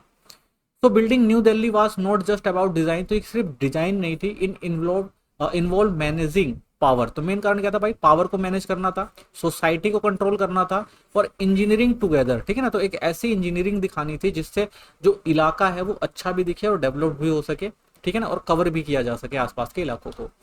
तो इनिशियल एडमिनिस्ट्रेटिव चैनल कौन कौन से थे, तो in early 90s the Delhi municipal community had limited money and staff but many responsibility. तो भाई यहाँ पे जो म्यूनिसिपल कम्युनिटी थी उनके पास पैसे कम थे लेकिन रिस्पॉन्सिबिलिटी जो थी बहुत ज्यादा थी काम की, जैसे expansion of railway, military needs and imperial durbars made thing harder, ठीक है। तो ये सारी जो चीजें थी वहां पर बहुत ज्यादा जरूरी थी, इनको एक्सपेंस करना था। After Delhi became the capital, there was no more pressure on roads, water, health and cleanliness services, ठीक है। और सबसे इसके बाद सबसे जो इम्पोर्टेंट था दिल्ली के अंदर चीजें करनी थी, यहाँ पर रोड वगैरह की फैसिलिटी, हेल्थ वगैरह को देखना, ठीक है ना, साफ सफाई, तो ये सब चीजें भी जो थी वो जरूरी थी। तो ये चैलेंजेस थे दिल्ली के अंदर। पॉलिटिकल एंड सोशल इम्पैक्ट क्या हुआ, when the capital shifted many bureaucrats leader and political worker come from Bengal, United Provinces and Punjab. तो भाई जब शिफ्ट होती है दिल्ली तो बहुत सारे लोग जो थे अलग अलग जगहों से कहाँ शिफ्ट होना शुरू हुए, वो दिल्ली में शिफ्ट होना शुरू हुए। बहुत सारे ब्यूरोक्रेट्स वगैरह हो गए, ये सब लोग कहाँ आ रहे थे, क्योंकि राजधानी शिफ्ट हुई थी, तो ये लोग जो वहां पे अपना काम चलाते थे वो सारा काम लेकर कहाँ पर आ गए, दिल्ली में आ गए। तो this cause huge demand for land and housing, तो इसके लिए क्या थी भाई, बहुत सारी जमीन और हाउसेस की जरूरत थी। तो to handle this British created special area called Delhi enclave, तो इसलिए क्या बनाया गया, दिल्ली इनक्लेव बनाया गया और इसमें कवर्ड किया गया लगभग 1219 स्क्वायर मील की यहाँ पर बसाया जाएगा और यहाँ पे लाके लोगों को रखा जाएगा। It include Delhi district and areas across the Yamuna Vihar, ठीक है। तो यमुना विहार के आसपास के इलाकों को भी शामिल किया गया। टाउन प्लानिंग कमेटी क्या रही, Edwin Lutyens lead the town planning committee which had full freedom to choose the site for new capital. तो उनका भाई उनको ये दिया गया कि आपको जो भी एरिया पसंद है जहां पर अच्छे से डेवलप किया जा सकता है न्यू कैपिटल को, तो आपको जो भी चीजें अच्छी लगती हैं वहां पर आप क्या करें, डेवलप करें, पूरी आजादी दी गई उन्हें। They choose an area south of old Delhi, तो उन्होंने जो साउथ ऑफ ओल्ड दिल्ली था जिसे शाहजहानाबाद कहा जाता था, नियर द विलेज रायसेना, तो उन्होंने रायसेना के इलाका जो था, जो गांव का इलाका था, उसको चूज किया उन्होंने। This locate was pick because it had healthy air, ये इसलिए किया गया इसको पिक क्योंकि यहाँ पर हेल्दी एयर थी, स्ट्रॉन्ग रॉकी लैंड था और हिस्टोरिकल इंपोर्टेंस, ठीक है ना, आर्कोलॉजिकल जो बहुत सारी चीजें यहाँ पर मिली थी पहले से, तो इन सब चीजों को ध्यान में रखते हुए इस एरिया को डेवलप करने की बात कही गई। तो about 10 square miles were set aside the city and 50 square miles for the military area. ठीक है, तो असाइन किया गया 10 माइल जो था वो सिटी के लिए और 15 स्क्वायर माइल जो था वो जो था मिलिट्री के लिए एरिया लिए गए। इंपीरियल आर्किटेक्चर एंड क्रिटिज्म, तो जो हम देखते हैं इंपीरियल जो आर्किटेक्चर था वो किस तरह से बढ़कर आया। तो New Delhi was design as a grand capital city using mostly classical European architecture, तो ज्यादातर यूरोपियन आर्किटेक्चर को इसके अंदर अपनाया गया। विक्री हार्डेज हैड डब्ड about making it too grand but other official like Harcourt Butler fully supported the idea. तो कुछ जगहों पर जो है लोगों ने चीज़ों को जो कहा कि भाई डाउट वाली चीज़ें देखेंगे भाई यहाँ पर ये चीज़ नहीं हो सकती, लेकिन कुछ जगहों को जो सपोर्ट किया गया और वो चीज़ें बनाई भी गई, आइडिया को आगे डेवलप भी किया गया। This city plan include well plan road and connected the civil line, तो अच्छे प्लान करके बनाई गई सिटियाँ, रोड की कनेक्टिविटी अच्छी करी गई। ठीक है ना, सबको किससे जोड़ा गया, रायसना हिल जो था उससे जोड़ा गया। मेजर गवर्नमेंट बिल्डिंग जो थी यहाँ पर बनाई गई। Unplanned expansion and management of local settlement, ठीक है ना, जो लोकल सेटलमेंट था उनके लिए जो है प्लान हमें देखने को नहीं मिलता यहाँ पर।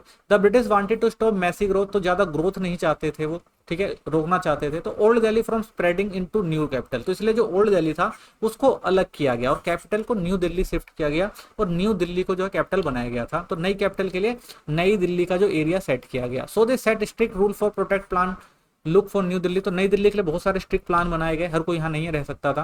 This was beginning for joining long term planning to guide future urban development, ठीक है, तो बहुत सारी जो है लो बनाए गए, बहुत सारे प्लान करे गए, ठीक है, और फ्यूचर में डेवलपमेंट के लिए भी बहुत सारे जो है प्लानिंग करी गई। ठीक है, development of western extension area, the house worker migrant family and displayed people, British plan a new area, तो भाई जो भी वर्कर वगैरह थे, जो भी माइग्रेंट फैमिली थी, ठीक है ना, और जो डिस्प्लेस लोग थे उनके लिए जो है नए एरिया को प्लान किया गया।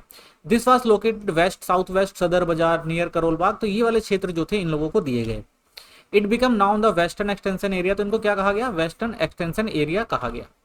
They are planned street and land plot, तो यहाँ पे भी स्ट्रीट और plot, but many building did not follow architecture rule, तो लेकिन यहाँ पर आर्किटेक्चर रूल के अकॉर्डिंग जो है वो प्लान नहीं करी गई सिटी, यानी यहाँ पर कोई प्लानिंग नहीं दिखती बनाने की।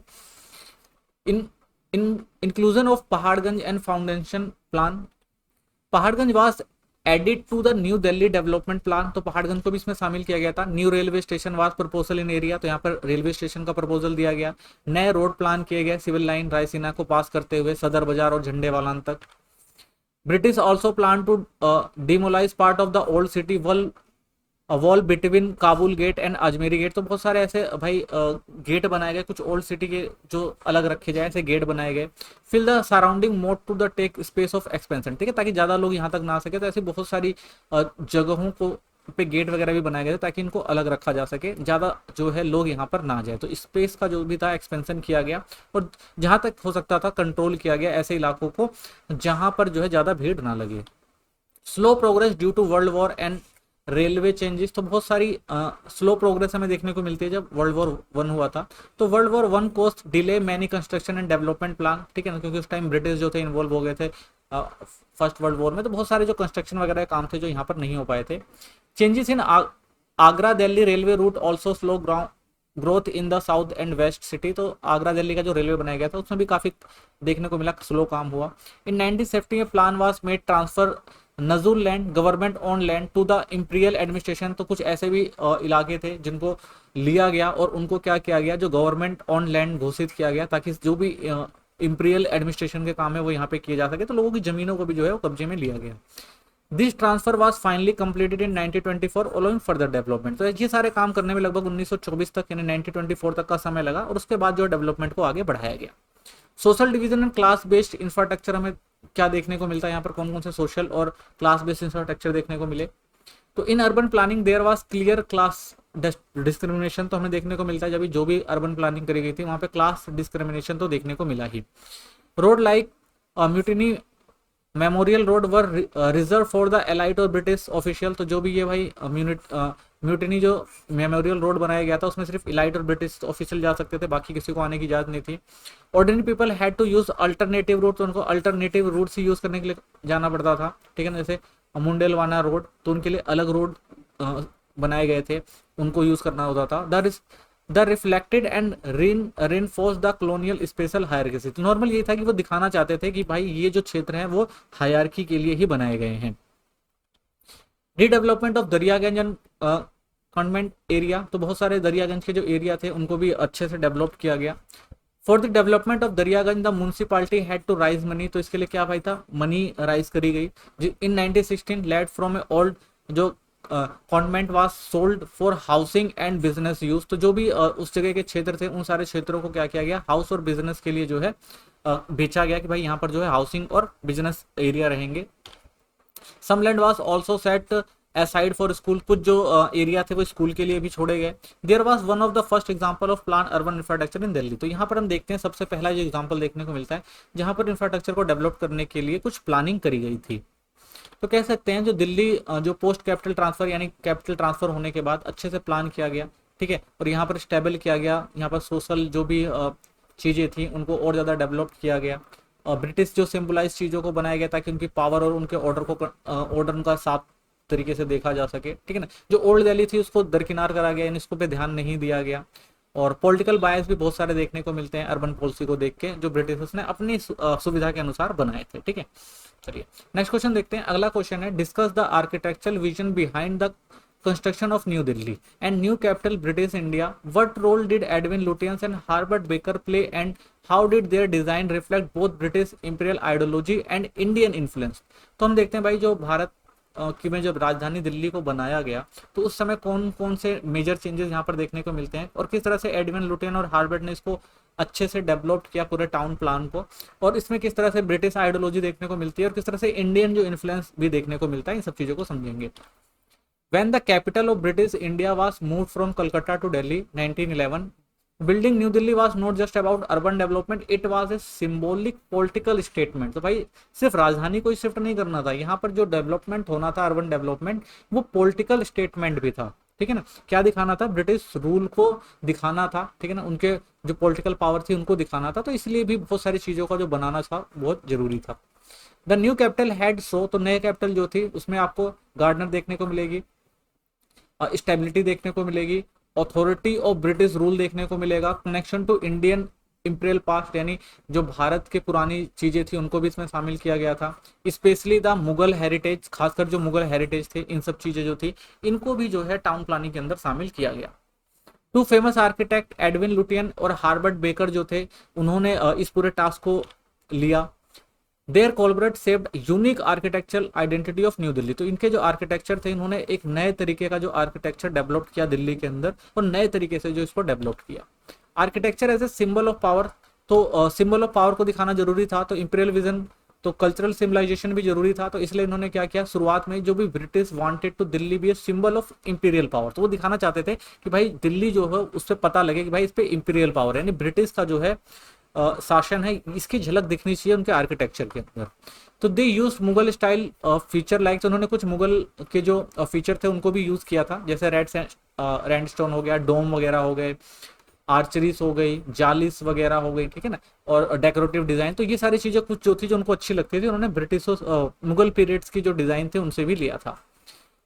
The location of the city just south of old Delhi Shahjahanabad was chosen too, तो इसलिए कुछ जो जगह थे वो साउथ दिल्ली जो ओल्ड दिल्ली थे उनसे भी लिए गए थे कुछ location. So A connection with Mughal tradition and also express British superiority and dominance, तो यहाँ पर कुछ मुगल ट्रेडिशन को दिखाना था और साथ में ब्रिटिश जो डोमिनेंट था जो सुपेरियरिटी थी उनको भी दिखाना था, तो इस तरह से जो है बहुत सारी जगहों को जो है डिजाइन किया गया। The Lutyens and baker partnership, तो इन दोनों ने जो मिलकर शुरुआत करी थी दिल्ली के टाउन प्लानिंग में, तो Edwin Lutyen was given the main responsibility of planning new Delhi, तो इनका जो मेन काम था वो क्या था, वो दिल्ली के लिए प्लानिंग करेंगे एंड डिजाइनिंग द वायरसी हाउस, तो ज्यादातर कहा गया भाई ये भी जो वायसराय के हाउस है उनको डिजाइन करने के लिए कहा गया था, जो आज का राष्ट्रपति भवन है तो उनको इन्होंने डिजाइन किया। He invited Harvard Baker who design the secretarial building, ठीक है ना, तो इन्होंने हार्वर्ड बेकर को बुलाया था जिन्होंने सेक्रेटरियल जो बिल्डिंग थी उनको बनाने का काम किया था। Although Lutyen was the chief architect, तो जो लुटियन थे वो चीफ आर्किटेक्ट थे और Baker also played a very important role, और साथ में बेकर ने भी जो बहुत महत्वपूर्ण भूमिका निभाई थी इन सब चीजों को बनाने में। Baker provided practical design solution, तो इन्होंने क्या किया भाई, जो प्रैक्टिकल डिजाइन थे जो भी सॉल्यूशन थे उनको बताया।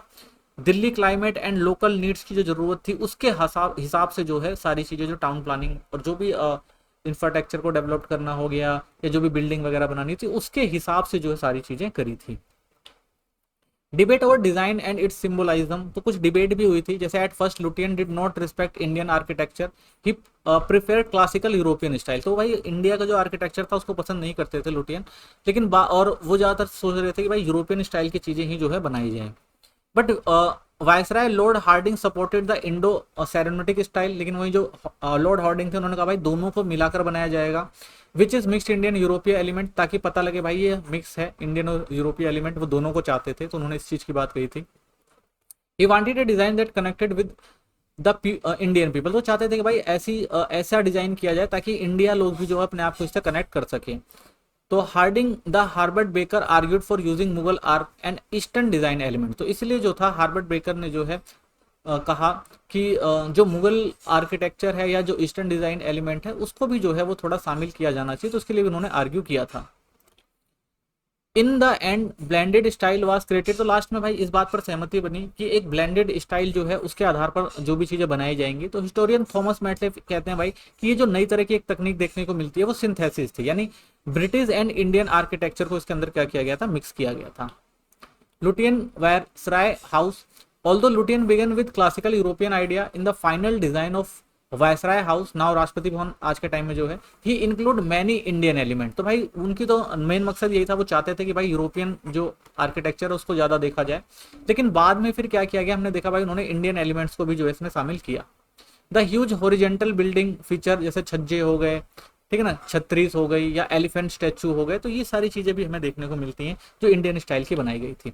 This building become a symbol of imperial power, तो भाई जो बिल्डिंग थी उस पर इंपीरियल पावर तो आपको देखने को मिलता है, but it is also include visible Indian touch देखने को मिलेंगे, और साथ में ट्रेडिशन भी यहाँ पर आपको देखने को मिलती है, दोनों चीजों का टच आपको देखने को मिलेगा, वेस्टर्न भी देखने को मिलेगा और इंडियन भी देखने को मिलेगा।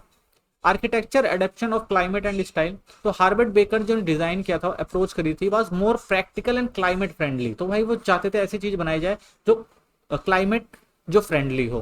हिज बिल्डिंग इंक्लूड ओपन वरांडा, ठीक है ना, और प्रोजेक्टिंग जो छज्जे होने चाहिए, टोल विंडो होनी चाहिए, रो और पिलर्स होने चाहिए, तो इन सब चीजों पे इन्होंने दिया कि भाई वरांडा का भी ध्यान खुलेपन के लिए, ठीक है ना, छज्जे निकालने चाहिए ताकि हम बाहर भी खूबसूरती देख सके, ठीक है ना, विंडो वगैरह होनी चाहिए, बड़ी विंडो हवा वगैरह के लिए, ठीक है ना, और पिलर्स वगैरह भी बनाए गए जो देखने में सुंदर दिखे, तो इस तरह के डिजाइन जो उन्होंने क्रिएट करे थे।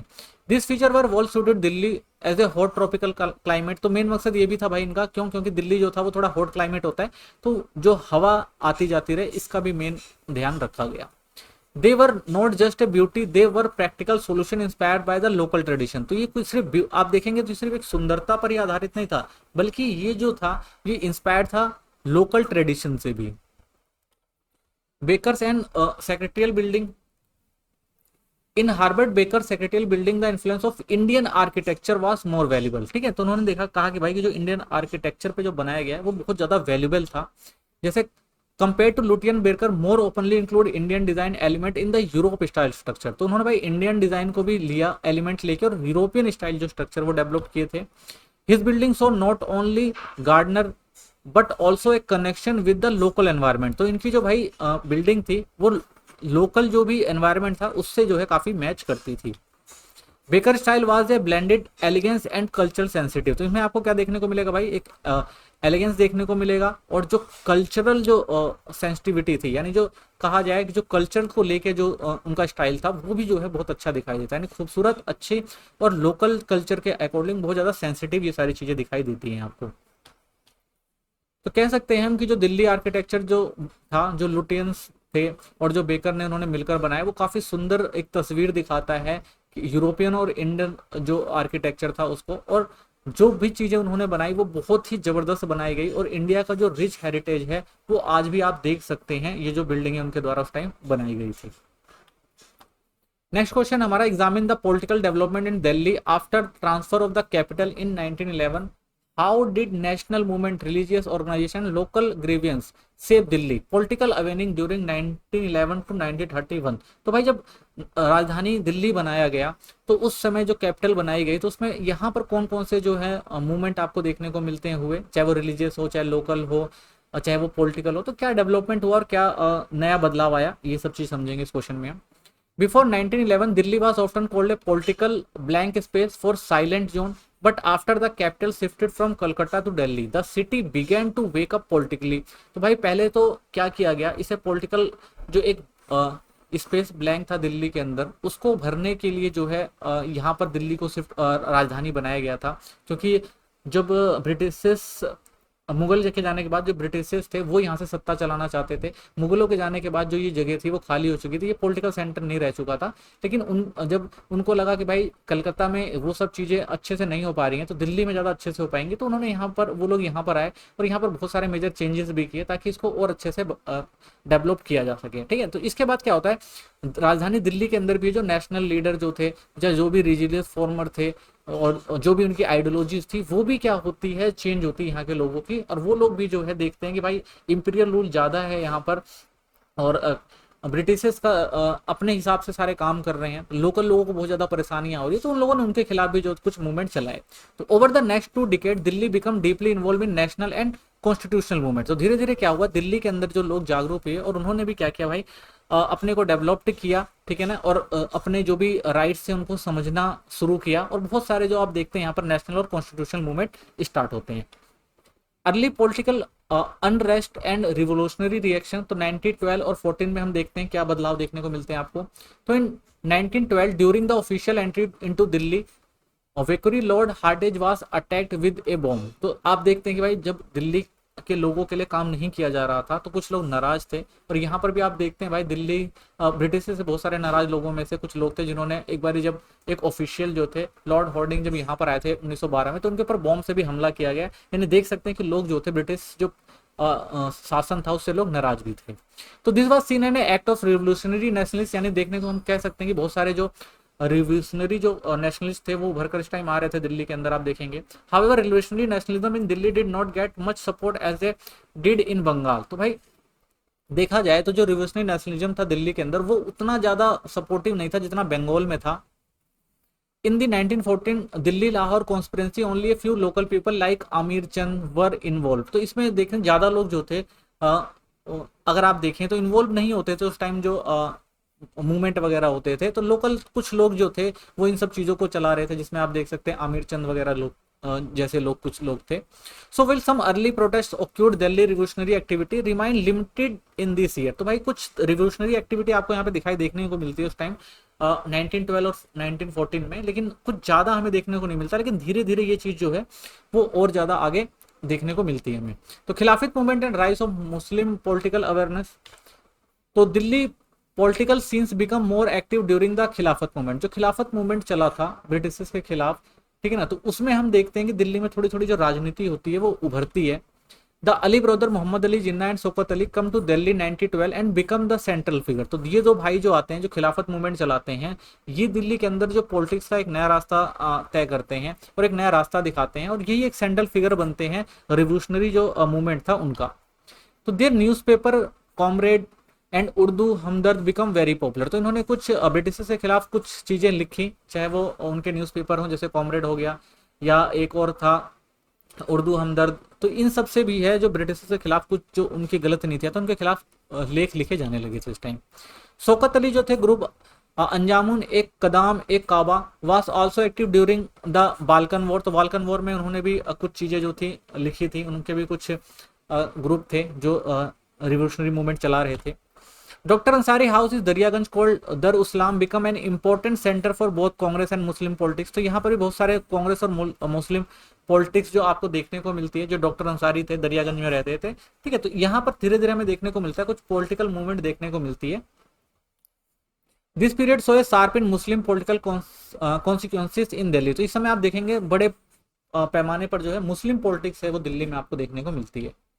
Moderate politics and religion reform movement, तो कुछ पॉलिटिक्स रिलीजन रिफॉर्म भी इस टाइम हुए थे। In Delhi many young people stayed away from the violent nationalism. तो बहुत सारे ऐसे भी दिल्ली में यंग लोग थे जो वॉयलेंट नेशनलिज्म की बात करते थे कि भाई अगर हमारे अधिकार हमें नहीं दिए जाएंगे तो हम क्या करेंगे, छीन लेंगे।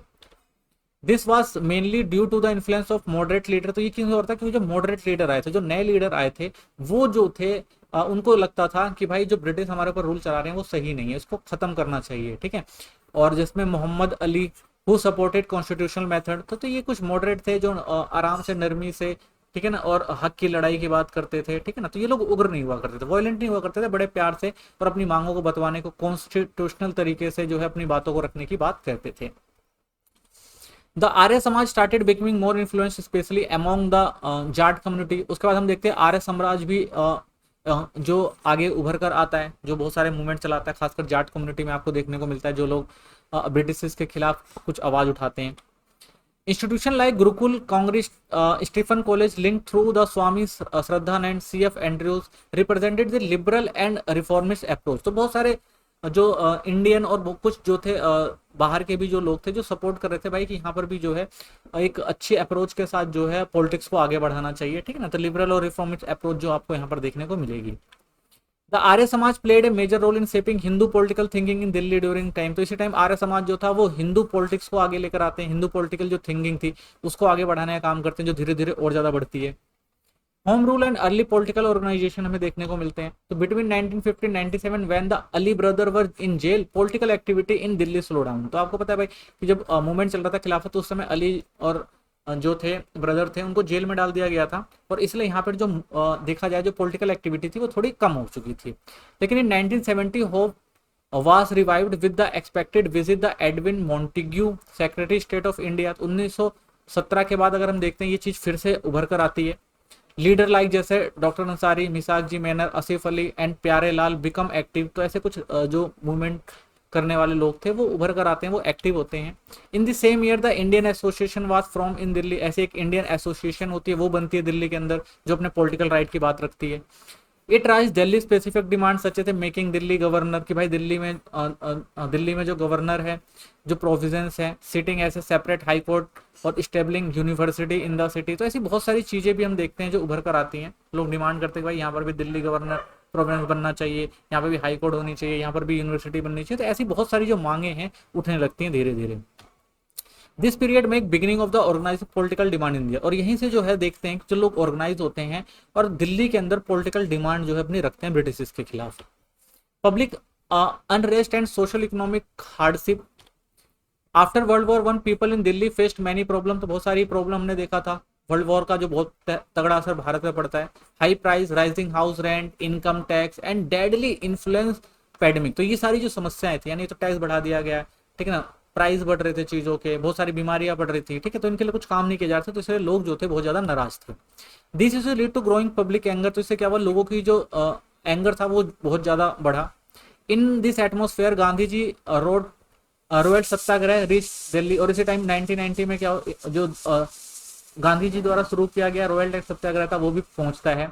On 7 March 1990 Gandhi addressed a public meeting in Delhi where 120 people took the satyagraha pledge. और यहीं पर जो है ब्रिटिश की जो भी पॉलिसीज थी उनके खिलाफ जो है आंदोलन शुरू हो जाते हैं, और गांधी जी खुद दिल्ली में आते हैं और प्रोटेस्ट करते हैं। तो इसके बाद लगभग 120 लोग जो हैं इस आंदोलन से जुड़ते हैं और सत्याग्रह की जो है वो शपथ लेते हैं, तो और सत्याग्रह को आगे बढ़ाने की बात करते हैं। In Delhi the movement was lead by the Swami Shraddhanand. और दिल्ली के अंदर जो मूवमेंट चलाया वो स्वामी श्रद्धानंद ने चलाया। तो इस तरह की भी एक्टिविटी देखने को मिलती है। This period mark A rise of protest and public involvement in national politics. तो इसी टाइम हमें देखने को मिलता है कि जो नेशनल पॉलिटिक्स है इंडिया के अंदर आती है। Non cooperation movement and communal harmony.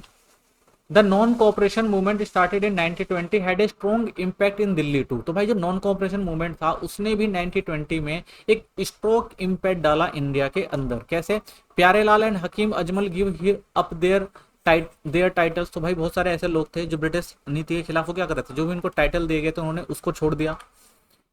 Gidwani and the principal Hindu college resign from his post. ठीक है ना, ऐसे गिडवानी और जो प्रिंसिपल थे हिंदू कॉलेज के उन्होंने भी रिजाइन कर दिया। A special feature of Delhi was strong Hindu Muslim unity. तो यहाँ पर हमें देखने को मिलता है भाई हिंदू मुस्लिम यूनिटी देखने को मिलती है। मुस्लिम स्टॉप काउ स्लॉटर। तो जो मुस्लिम थे उन्होंने जो गाय वध वगैरह होते थे, जो सल्टर वगैरह होते थे, बुच्चर खाने, उनको बंद किया। Both community together boycott the गुल फॉर्मेशन फेयर इन मेहरौली। ठीक है ना, तो जो भी बायकॉट किया उन्होंने उन सब चीजों का, जो भी अंग्रेजों द्वारा जो भी नीतियां बनाई गई थी, तो जो भी वहां पर कार्यक्रम चलते थे उन हर कार्यक्रमों को उन्होंने क्या किया, रोका और मूवमेंट चलाया कि भाई हमें भी हमारे पॉलिटिकल राइट मिलने चाहिए। However some cities pointed out the local issue like, और कुछ लोग थे वो लोकल इशूज की बात करते थे, जैसे rights were often ignore in favour of national political goal. ठीक है, तो कुछ हम ये भी देखते हैं कि भाई जो पॉलिटिकल वॉर्स थे कई बार इतने ज्यादा बढ़ जाते थे कि जो लोकल इश्यूज थे वो इसके अंदर छुप जाते थे, ठीक है। तो ये भी एक हमें कमी देखने को मिलती है थोड़ी बहुत। This time showed active public support and communal harmony in Delhi. तो इस टाइम में देखना होता है भाई जो लोग होते हैं, पब्लिक जो होते हैं वो इसमें इन्वॉल्व होते हैं, सपोर्ट करते हैं, और साथ में एक साथ मिलकर जो हमें कम्युनल हार्मनी भी देखने को मिलती है। लोग एक साथ मिलकर आगे आते हैं, और जो भी ब्रिटिश के द्वारा गलत पॉलिसीज बनाई गई थी उनके विरोध में लोग खड़े होते हैं। Municipal administration and inequality.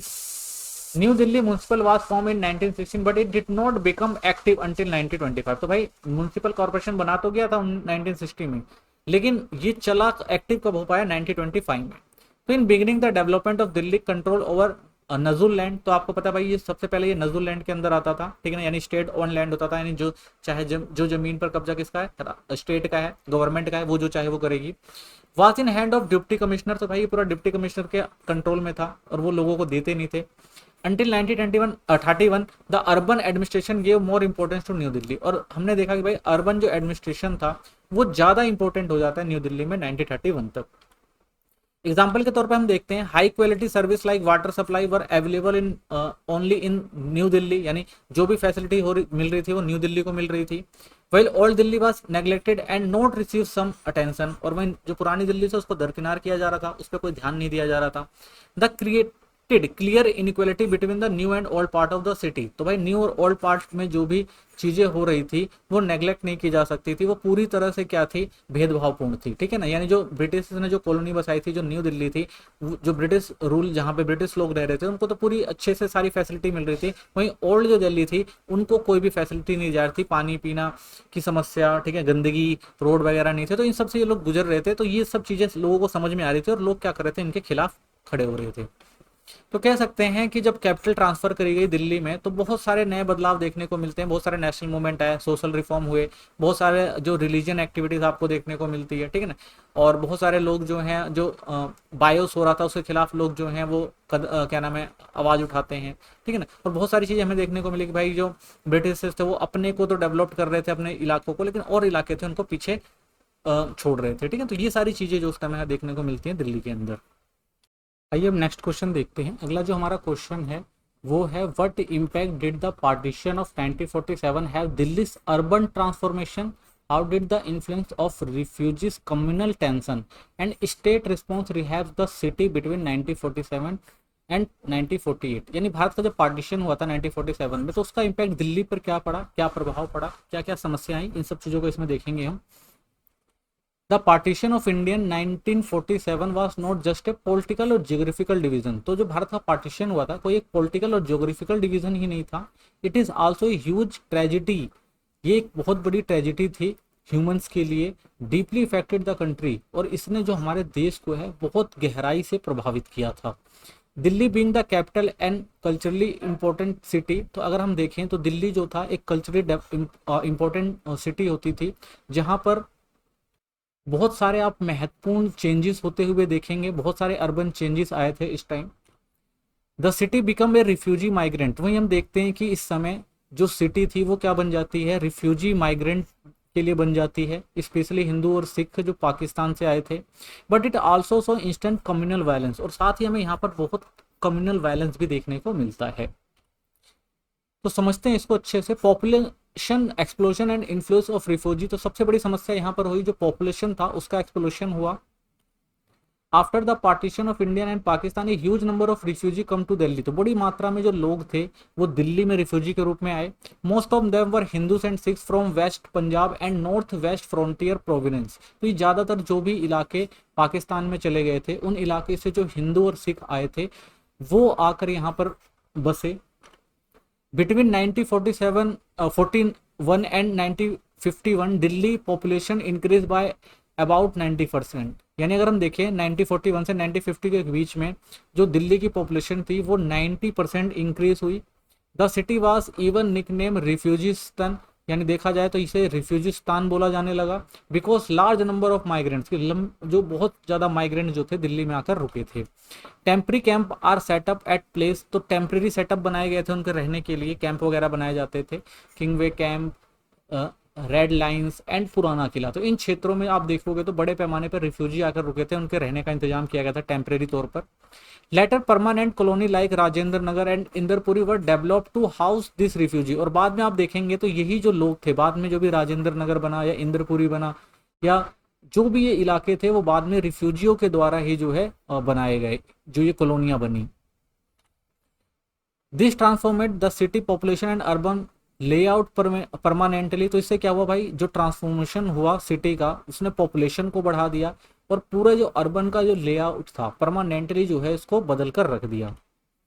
Communal violence and decline in Muslim population. तो यहाँ पर कम्युनल वायलेंस आपको देखने को मिलता है। During the partition the Muslim community in Delhi was heavily targeted in the communal riots. तो इस समय आप देखेंगे कि दिल्ली में जो है जो मुस्लिम कम्युनिटी थी वो उनके खिलाफ काफी राइट्स हुए, ठीक है, टारगेटेड किया गया इनको। Even Muslim who had come to Delhi from nearby rural area like Rohtak and Meerut were not safe. यहाँ तक कि जो रोहतक और मेरठ से आए थे उनको भी थोड़ी समस्या यहाँ पर देखने को मिली।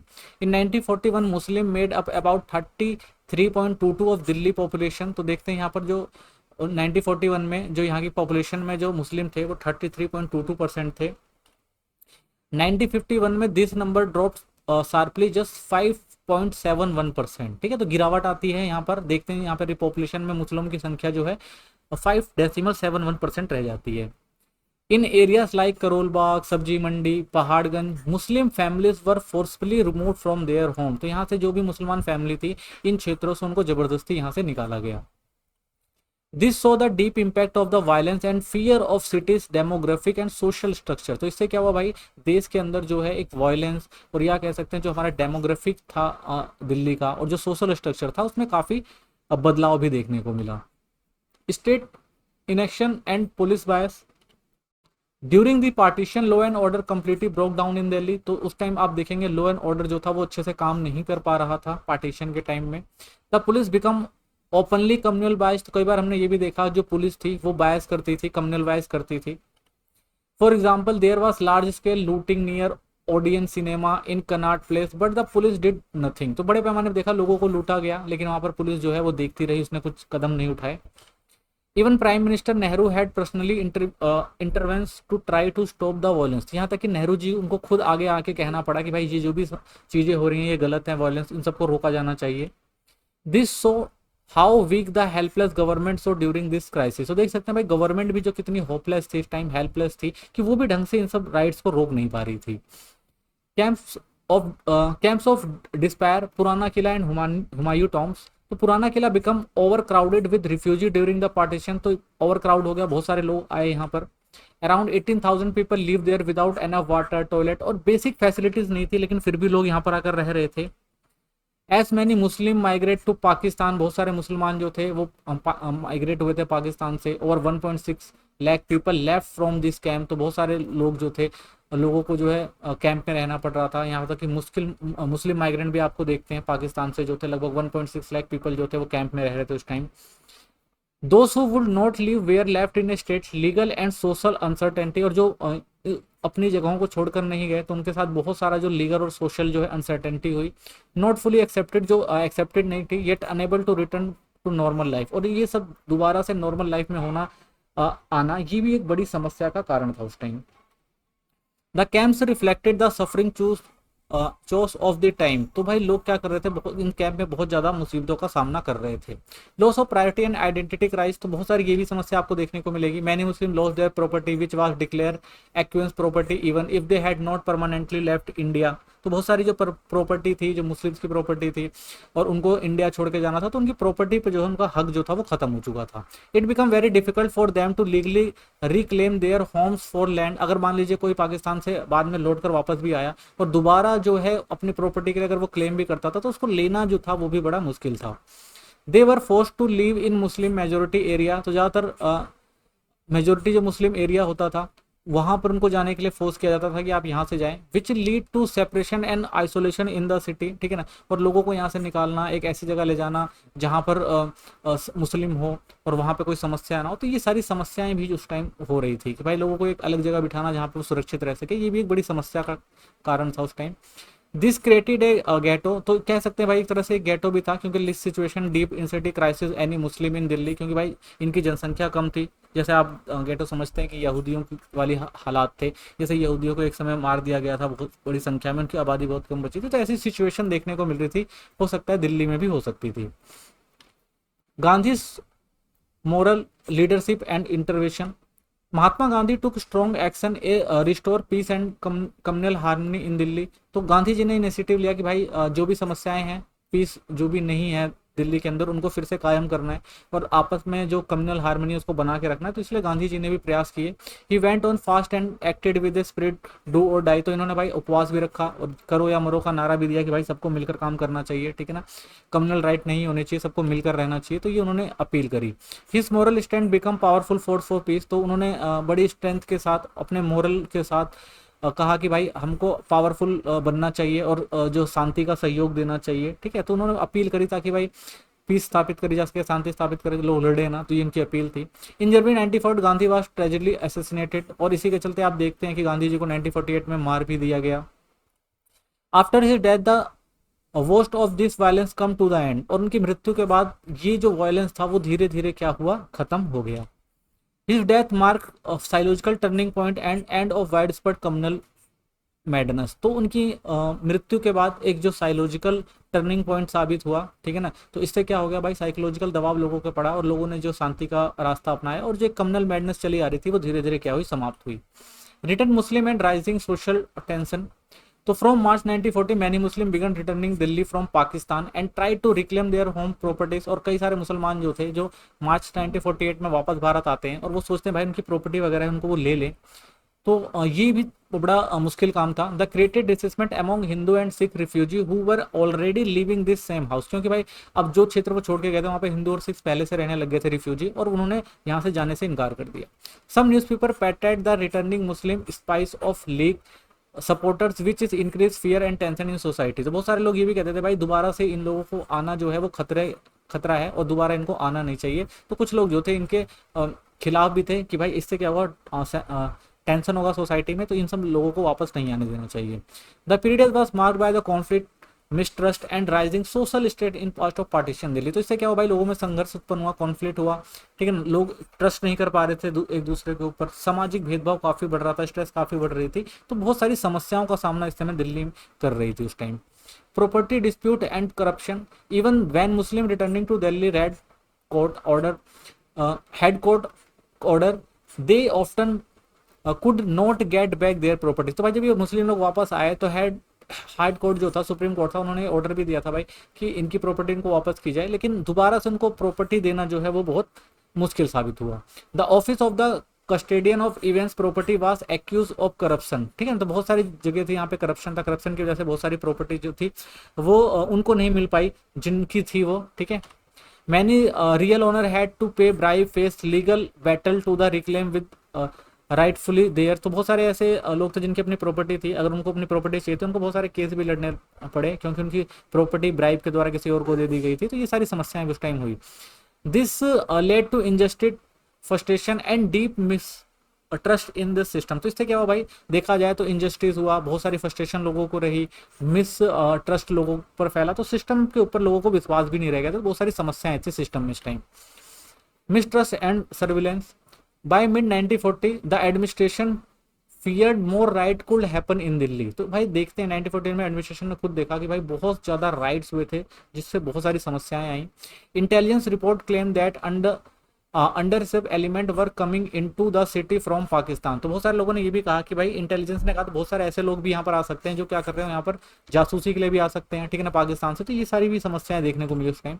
As a result surveillance on the Muslim community increase, तो इससे क्या हुआ कि जो मुस्लिम कम्युनिटी थी उनके ऊपर सर्विलेंस और भरोसा लोगों को नहीं हो पा रहा था भाई कि ये हो सकते हैं कि ये बाहर से आए हों और जासूस वगैरह हो, तो इस चीज का भी लोगों को डर रहता था। One well known case was that the trader Haji Imuddin were a business rivalry has wrongly framed as a communal conspiracy, तो ऐसे ही हम देखते हैं हज इमामुद्दीन जो थे और एक जो ट्रेडर थे, तो उनके बीच उनकी जो एक रॉन्ग राइवलरी चल रही थी जिसकी वजह से कम्युनल कॉन्सिपरेंसी भी हो गई थी, ठीक है। तो ये भी एक समस्या उस टाइम थी यहाँ पर। This so the deep mistrust, क्योंकि लोगों को ट्रस्ट नहीं रह गया था और टेंशन ज्यादा था तो पोस्ट पार्टीशन के बाद, तो हिंदू मुसलमान जो आपस में एक दूसरे पर ट्रस्ट नहीं कर पा रहे थे, तो इससे बहुत सारी समस्याएं जो थी वो समाज में हो रही थी। Permanent spatial and social division भी हुआ यहाँ पर अगर देखें तो। Even Jawaharlal Nehru admit that the Muslim no longer felt safe in non Muslim area, तो खुद नेहरू जी ने भी कहा कि भाई जो मुसलमान है वो नॉन मुस्लिम एरिया में अपने आप को सुरक्षित महसूस नहीं करते। So the government encourage Muslim to settle Muslim majority neighbourhood, तो इसलिए मुसलमानों को वहीं पे बसना चाहिए जहां पर मुस्लिम मेजोरिटी है। तो this cause permanent change in Delhi social map, तो इस वजह से आप देखेंगे कि दिल्ली के जो मैप में आपको बहुत सारे चेंजेस देखने को मिलेंगे उस टाइम में। अर्लियर डिफरेंट कम्युनिटीज लेव टुगेदर, तो अलग अलग कम्युनिटी अलग अलग क्षेत्रों में रहती हुई आपको दिखेगी। But now this was clear separation based on religion, और ये पूरी तरह से जो सेपरेशन था वो पूरा रिलीजन के ऊपर था। This mark the beginning of long term communal and spiritual division इन दिल्ली, तो ये एक लंबे समय तक चलने वाला कार्यक्रम था जो चला, ठीक है ना, कम्युनल जो डिवीजन था। तो ये सारी चीजें एक लंबे समय तक चली, आपको देखने को मिलेगी। तो कह सकते हैं जो पार्टीशन था 1947 का, वो एक टर्निंग पॉइंट था दिल्ली की हिस्ट्री के लिए, क्योंकि यहाँ पर बहुत सारा एडमिनिस्ट्रेशन प्रॉब्लम हुआ, रिफ्यूजी कैंप्स आपको देखने को मिले, पॉपुलेशन एक जगह से दूसरी जगह गई, लोगों के को अपने घर नहीं मिल पाए, बहुत सारे सोशल चैलेंजेस देखने को मिले, ठीक है।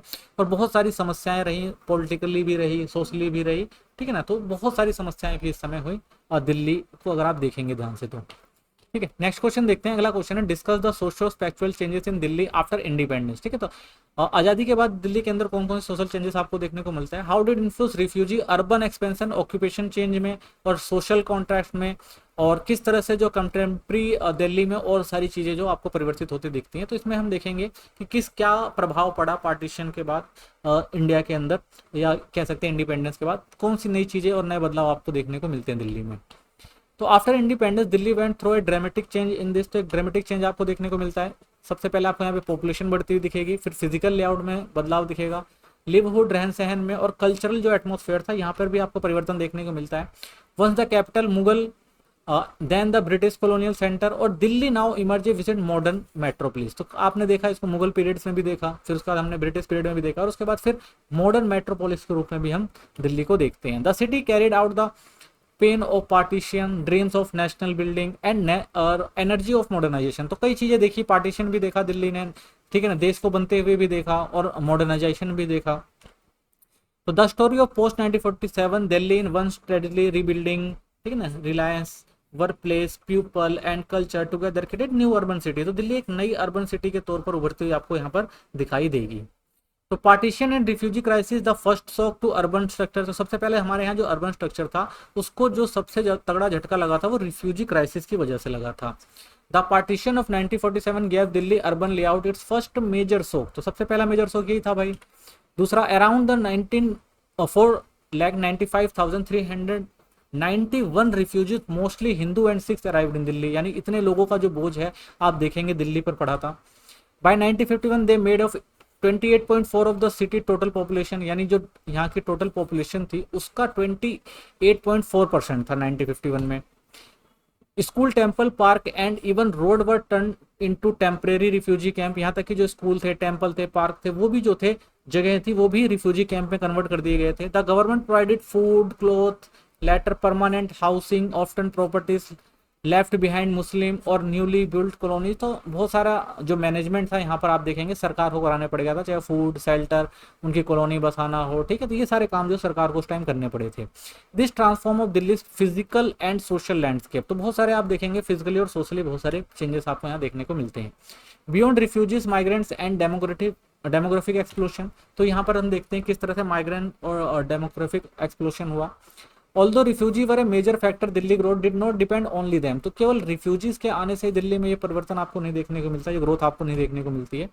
The shift of capital from Calcutta to Delhi 1911 and the commercial growth during World War second, तो ये कोलकाता की वजह से हुआ था, जब शिफ्ट हुई थी कोलकाता से राजधानी दिल्ली को बनाया गया था। उसके बाद वर्ल्ड वॉर सेकंड के बाद भी बहुत सारे जो यहाँ पर आप देखेंगे चीजें शुरू हुई थी, बहुत सारी एक्टिविटीज या बिजनेस एक्टिविटीज शुरू हुई थी, तो इनकी वजह से भी क्या है यहाँ पर जनसंख्या जो है वो बढ़ने लगी थी।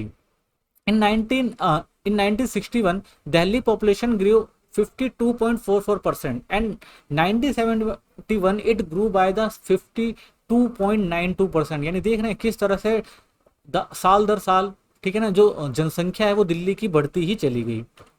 People came from state like Uttar Pradesh, Punjab, Rajasthan and Kerala, तो इन सब क्षेत्रों से भी लोग आकर दिल्ली में बसने लग गए। Delhi expand due to both natural growth and political reason, तो पॉलिटिकल रीजन की वजह से और कुछ नेचुरली भी जो है दिल्ली की जनसंख्या बढ़ती रही। This made Delhi A fast growing and highly diverse urban centre, तो इसकी वजह से जो दिल्ली था वो हाईली डाइवर्स था और अर्बन सेंटर धीरे धीरे डेवलप होता चला गया यहाँ पे।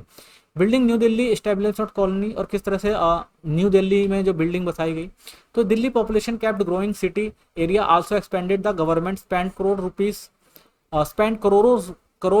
Of build plan colonies different direction, तो भाई इतनी ज़्यादा जनसंख्या बढ़ने के बाद गवर्नमेंट ने भी प्लान किया और बहुत सारी कॉलोनियों को जो है अलग से बसाया, जिसमें आप देख सकते हैं नॉर्थ वेस्ट में सादीपुर में 2.3 करोड़ करके, नॉर्थ एक्सटेंशन में 1.2 करोड़ करके, ऐसे साउथ में मालवीय नगर, वेस्ट में पटेल नगर, तिलक नगर, रमेश नगर, ईस्ट में गांधी नगर, तो ये सारी जो है कॉलोनियाँ बसाई गई, पॉपुलेशन को यहाँ पर शिफ्ट किया गया। तो old Delhi become overcrowded, क्योंकि ओल्ड दिल्ली पहले से और क्राउडेड थी, and nearby rural like Faridabad, Gurgaon and Najafgarh began to more with urban Delhi, ठीक है। तो जो आसपास के इलाके थे, जब दिल्ली जो है वो ज़्यादा जनसंख्या बढ़ने लगी, तो इसके आसपास के जो रूरल एरिया थे जैसे फरीदाबाद, गुड़गांव, नजफगढ़, तो इनको भी क्या किया गया, अर्बन दिल्ली के साथ जोड़ा गया।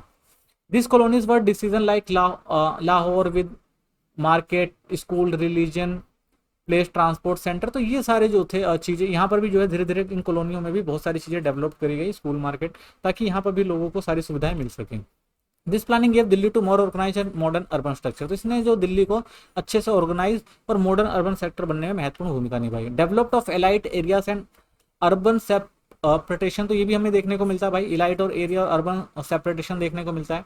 After stability return high class resident area were developed in Delhi, तो हम देखते हैं कि भाई जो हाई क्लास एरिया यहाँ पर बसाए गए अलग से, जैसे वसंत विहार हो गया, ठीक है ना, ग्रेटर कैलाश हो गया, डिफेंस कॉलोनी हो गया, न्यू फ्रेंड्स कॉलोनी हो गई, तो ये जो थी ये हाई एलाइट एरिया जो है ये बनाए गए।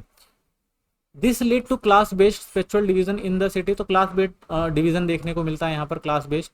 Middle class refugee lived in another plant colonies while the wealthy and had their own exclusive neighbourhood, जो अमीर लोग थे वो इन क्षेत्रों में आपको बसते हुए दिखेंगे, और जो गरीब थे वो छोटी मोटी जो कॉलोनियां थी उन सब में आपको दिखेंगे। This created a clear separation between rich and middle class area in Delhi urban layout, तो इसने दिल्ली के अंदर रिच और मिडिल क्लास को जो है सेपरेट किया, ये भी देखने को मिलता है हमें इन क्षेत्रों ने। Economic shift from agriculture to services, तो हम यहाँ ये भी देखेंगे कि यहाँ पे जो काम था पहले, जो एग्रीकल्चर था वो खत्म हो जाता है, अब लोग ज़्यादातर एग्रीकल्चर की जगह सर्विसेज में इन्वॉल्व होते हैं। After partition Delhi economy change from being agriculture based for focusing on trade and services, तो यहाँ पे ट्रेड और सर्विसेज आपको देखने को मिलेगी, एग्रीकल्चर धीरे धीरे खत्म हो जाता है। The share of agriculture drop from 6.2 just 0.4% बचता है। There was a rise in the service and construction sector, तो यहाँ पे आपको सर्विस सेक्टर और कंस्ट्रक्शन सेक्टर देखने को मिलेगा, यानी सेकेंडरी और टर्शियरी सेक्टर जो था वो उभर कर आता है, जो प्राइमरी सेक्टर था वो धीरे धीरे क्या होता है, कम होता चला जाता है। Second, refugee become a active business and services, आप देखेंगे जो रिफ्यूजीज थे उन्होंने बड़े पैमाने पर यहाँ पे बिजनेस स्टेबल किए, जैसे 31.9 of refugee entered compare 25 to local, यानी 25.2 लोकल ट्रेडर थे, वहीं आप रिफ्यूजी देखेंगे 31.9 जो ट्रेड कर रहे थे यहाँ पे लोग। 36.3 ऑफ रिफ्यूजीज ज्वाइंट सर्विसेज, आप देखेंगे 36.3 जो रिफ्यूजीज थे उन्होंने सर्विसेज ज्वाइन करी, वहीं आप देखेंगे 33% जो थे लोकल्स, यानी देखा जाए तो रिफ्यूजीज जो थे यहाँ की इकोनॉमी में मेजर जो है रोल अदा कर रहे थे। रिटेल बिजनेस की बात करते हैं तो आप देखेंगे तो चांदनी चौक, अजमल खान रोड एंड लाजपत नगर ये उभर कर आते हैं। न्यू कमर्शियल सेंटर की बात करते हैं तो आप देखेंगे Gaffar market, Shankar market, Lajpat Rai market, ठीक है ना। This mark Delhi shift into a modern service based economy, और यहाँ पे हमें देखने को मिलता है जो दिल्ली एक मॉडर्न सर्विस बेस्ड इकोनॉमी उभर कर सामने आती है। Satellite urban centre and industrial colony, तो सैटेलाइट एरिया भी काफी डेवलप्ड हुए यहाँ पर। Delhi urban growth expanded NCR, तो इन्होंने इसने एनसीआर को जन्म दिया, एक तरह से देखा जाए नेशनल कैपिटल रीजन, जो दिल्ली के साथ के जुड़े क्षेत्र थे। Reaching near by cities like, तो कौन कौन सी सिटीज में आ गई, आप देखेंगे गाजियाबाद, सोनीपत, बल्लभगढ़, ओखला इंडस्ट्रियल एरिया, फरीदाबाद, तो ये भी दिल्ली से जो टच थे, तो ये भी जो है एक तरह से देखा जाए डेवलप्ड कर गए, और यहाँ पर भी बहुत सारी कॉलोनियाँ और बहुत सारी चीजें बसाई गई। Later new satellite town like, और उसके बाद और भी बहुत सारे सैटेलाइट टाउन आप देखेंगे दिल्ली से जुड़े दिखेंगे आपको, Noida, Gurgaon, greater Noida become centre of IT and real estate का एक सेंटर बन जाता है। वहीं मेट्रो ट्रेन जब आती है, एक्सप्रेसवे आते हैं, शॉपिंग मॉल बन गए यहाँ पर, symbol of modern consumer culture. देखने को मिलेगा आपको। This showed Delhi growth into a modern metropolitan region with industrial and commercial hub all round. तो इस तरह से दिल्ली जो थी वो धीरे धीरे मॉडर्नाइज होती है, यहाँ पर मेट्रोपॉलिटन रीजन डेवलप्ड होते हैं, इंडस्ट्रीज बनती है, और धीरे धीरे जो दिल्ली है वो काफी डेवलप्ड होनी शुरू हो जाती है। Consumer culture and transport revolution आपको देखने को मिलेगा। Two major changes transform Delhi in life in Delhi में आप देखेंगे तो एक तो मेट्रो रेल ने यहाँ पर काफी परिवर्तन किया, made travel easier student and working people. दूसरा शॉपिंग मॉल आपको यहाँ पे देखने को मिलेंगे, change consumer habit, global brands become popular among Indian shop. तो आपको देखने को मिलेगा भाई जो ब्रांडेड सामान है वो भी यहाँ पर मिलने लगे हैं, ठीक है, लोगों की हैबिट खरीदने की ये सब चीजें बदल रही है, ग्लोबल प्रोजेक्ट यहाँ पे मिल रहे हैं, तो ये सारे चेंजेस आपको दिल्ली में देखने को मिलते हैं। This development become symbol of globalisation and economic liberalisation after 90। तो ये सारे बदलाव आपको 90s में देखने को मिलते हैं, 1990 में जब भारत ने ग्लोबलाइजेशन और जो लिबरलाइजेशन को आगे बढ़ाया था, तो इससे जो है और मेजर चेंजेस आपको दिल्ली में देखने को मिल जाते हैं। Information informal and cultural is social spaces, the coffee house इस कल्चर भी आपको यहाँ पे देखने को मिलेगा। Delhi developed normal and informal spaces, यानी फॉर्मल और इनफॉर्मल स्पेसिस भी आपको देखेंगे। सोशल कल्चर इंटरसेक्शन देखने को मिलेगा आपको, जैसे Delhi coffee house become centre of discussion, literacy debate, political talk. तो ये सारे जो चीजें आपको देखने को मिलेगी जो कॉफी सेंटर जो डेवलप्ड हुए। तो famous writer like Kamleshwar, Mohan, Rakesh and Mahib Singh often gathered there. ये लोग भी जो बड़े बड़े लेखक थे वो भी यहाँ पर आते थे, अपनी बात रखते थे। Even Pakistani poet Faiz Ahmad Faiz engage in conversation with Indian writer, ठीक है, तो वो भी इंडियन राइटर के साथ जो पाकिस्तानी पोइट थे उनका भी इंगेजमेंट और कन्वर्सेशन ऐसी जगहों पर देखने को मिलता है। Elite institution like Indian habitat centre, Gymkhana club and Indian international centre become venues cultural program and intellectual events. तो बहुत सारे ऐसे कल्चरल प्रोग्राम और इंटेलेक्चुअल जो इवेंट्स हैं इनके लिए बहुत सारे क्लब बनाए गए जो क्या दिखाते हैं, यहाँ का जो कल्चर है वो बदलता हुआ दिखाते हैं और एक नए तरह का जो है ग्लोबल कल्चर आपको यहाँ देखने को मिलता है। This place help the shape Delhi rich culture and literacy life. तो यहाँ पर आपको जो कल्चर रिच कल्चर देखने को मिलेगा और लिटरेसी लाइफ जो है यहाँ पर बढ़ती हुई आपको दिखाई देती है। Gendered spaces of social exclusion, इसकी बात करते हैं तो although Delhi have a vibrant culture life, तो दिल्ली की भाई बहुत सारी कल्चर लाइफ रही है, everyone had equal access to, और हर तरह का कल्चर आपको यहाँ देखने को मिलेगा। Women writer were excluded from the male dominant coffee house, आपको देख महिलाएं भी देखने को मिलेंगी इन कॉफी हाउस में। Author like Krishna Sobti preferred more respectable and inclusive place like Wenger's united coffee cafe. तो ऐसे बहुत सारी चीजें जो यहाँ पर डेवलप्ड हुई और सबको यहाँ पर अपनी जगह मिली। Later, new cafe chains like Barista Cafe Coffee Day offered more inclusive space for women and young people, even though they were more commercial। तो ऐसी बहुत सारी जगह हुई जहाँ पर बहुत सारे लोग आए, यंग पीपल हो गए, ठीक है ना, जो भी थिंकफुल लोग थे वो लोगों को ये जगह मिली जहाँ पर इन लोगों ने और ज़्यादा जो अपना काम किया और ज़्यादा कमर्शलाइज ऐसे एरिए हुए जिससे और ज़्यादा डेवलपमेंट हमको दिल्ली के अंदर देखने को मिलता है। This show how gender and class shaped access to cultural space in Delhi. तो हर एक कल्चर और हर एक जेंडर को जो है यहाँ पर पहचान मिलती है और हर कोई अपने हिसाब से काम कर सकता है, ये चीज हमें देखने को मिलती है। Memory, subjectivity and urban identity, ये भी आपको यहाँ पे देखने को मिलेगा। Delhi past still remembered through the lens of old Delhi, the smoky coffee house and crowded refugee camp, ये आपको देखने को मिलेंगे। The city carrier both the pain displacement and spirit rebuilding, तो हर तरह यहाँ पे आपको देखने को मिलेगा, हर चीज देखने को मिलेगी। तो दिल्ली ने भाई डिस्प्लेसमेंट का दर्द भी देखा, ठीक है ना, और बहुत सारी रीबिल्डिंग जो सिटीज थी उनको भी यहाँ पर दिल्ली में देखा गया। This has given Delhi multi layer identity, तो कह सकते हैं भाई दिल्ली की जो आइडेंटिटी रही वो मल्टी लेयर रही। It is a city that is both modern and deeply marked by the divided past. तो बहुत सारा कल्चरल चेंज देखने को मिलेगा, मॉडर्न देखने को मिलेगा और पास्ट से लेके अब तक जो बहुत सारे अलग अलग चीजें आपको देखने को मिलेगी जिसने दिल्ली को अलग अलग चीजों में बांटा है और अलग अलग चीजें आपको दिल्ली में देखने को मिलती हैं। तो कह सकते हैं पोस्ट इंडिपेंडेंस जो दिल्ली थी वो अलग दिल्ली थी और आज़ादी के बाद, पार्टीशन के बाद दिल्ली के अंदर बहुत सारे चेंजेस आपको देखने को मिलते हैं, बहुत सारा स्ट्रगल देखने को मिलता है, बहुत सारा वायलेंस भी देखने को मिलता है, बहुत सारा री डेवलपमेंट देखने को मिलता है, नई बिल्डिंग देखने को मिलती है, ठीक है, नए पावरफुल चीज़ें देखने को मिलती है, ठीक है ना, लोगों की सोच, कल्चर, आइडेंटिटी, सोशल चेंजेस, ठीक है ना, कल्चरल चेंजेस। तो ये सब चीज़ों की गवाह जो दिल्ली हमेशा से रही है और दिल्ली जो है 20वीं सेंचुरी तक आते आते और ज़्यादा पावरफुल और ज़्यादा अच्छी ट्रांसफॉर्मेशन के साथ और अच्छी बेहतर दिखती नजर आती है आपको अगर आप देखेंगे तो, ठीक है। चलिए नेक्स्ट क्वेश्चन देखते हैं। अगला क्वेश्चन है critically examine the major political upheavals that took place contemporary Delhi after independence। तो particularly the reference with the two cow protection movement of the 96 and anti-6 riots 1984, anti-Mandal organization of 1919. तो how did this event influence socio-political environment of Delhi? तो दिल्ली में वर्तमान समय में देखा जाए, contemporary time पे देखा जाए तो कौन कौन से बदलाव आए हैं और किस तरह से यहाँ पर सोशल पॉलिटिकल मूवमेंट रहे हैं और किस तरह से और चीजें रही हैं और कौन कौन से महत्वपूर्ण बदलाव आपको देखने को मिलते हैं, तो इन सब चीजों को समझेंगे इस क्वेश्चन में।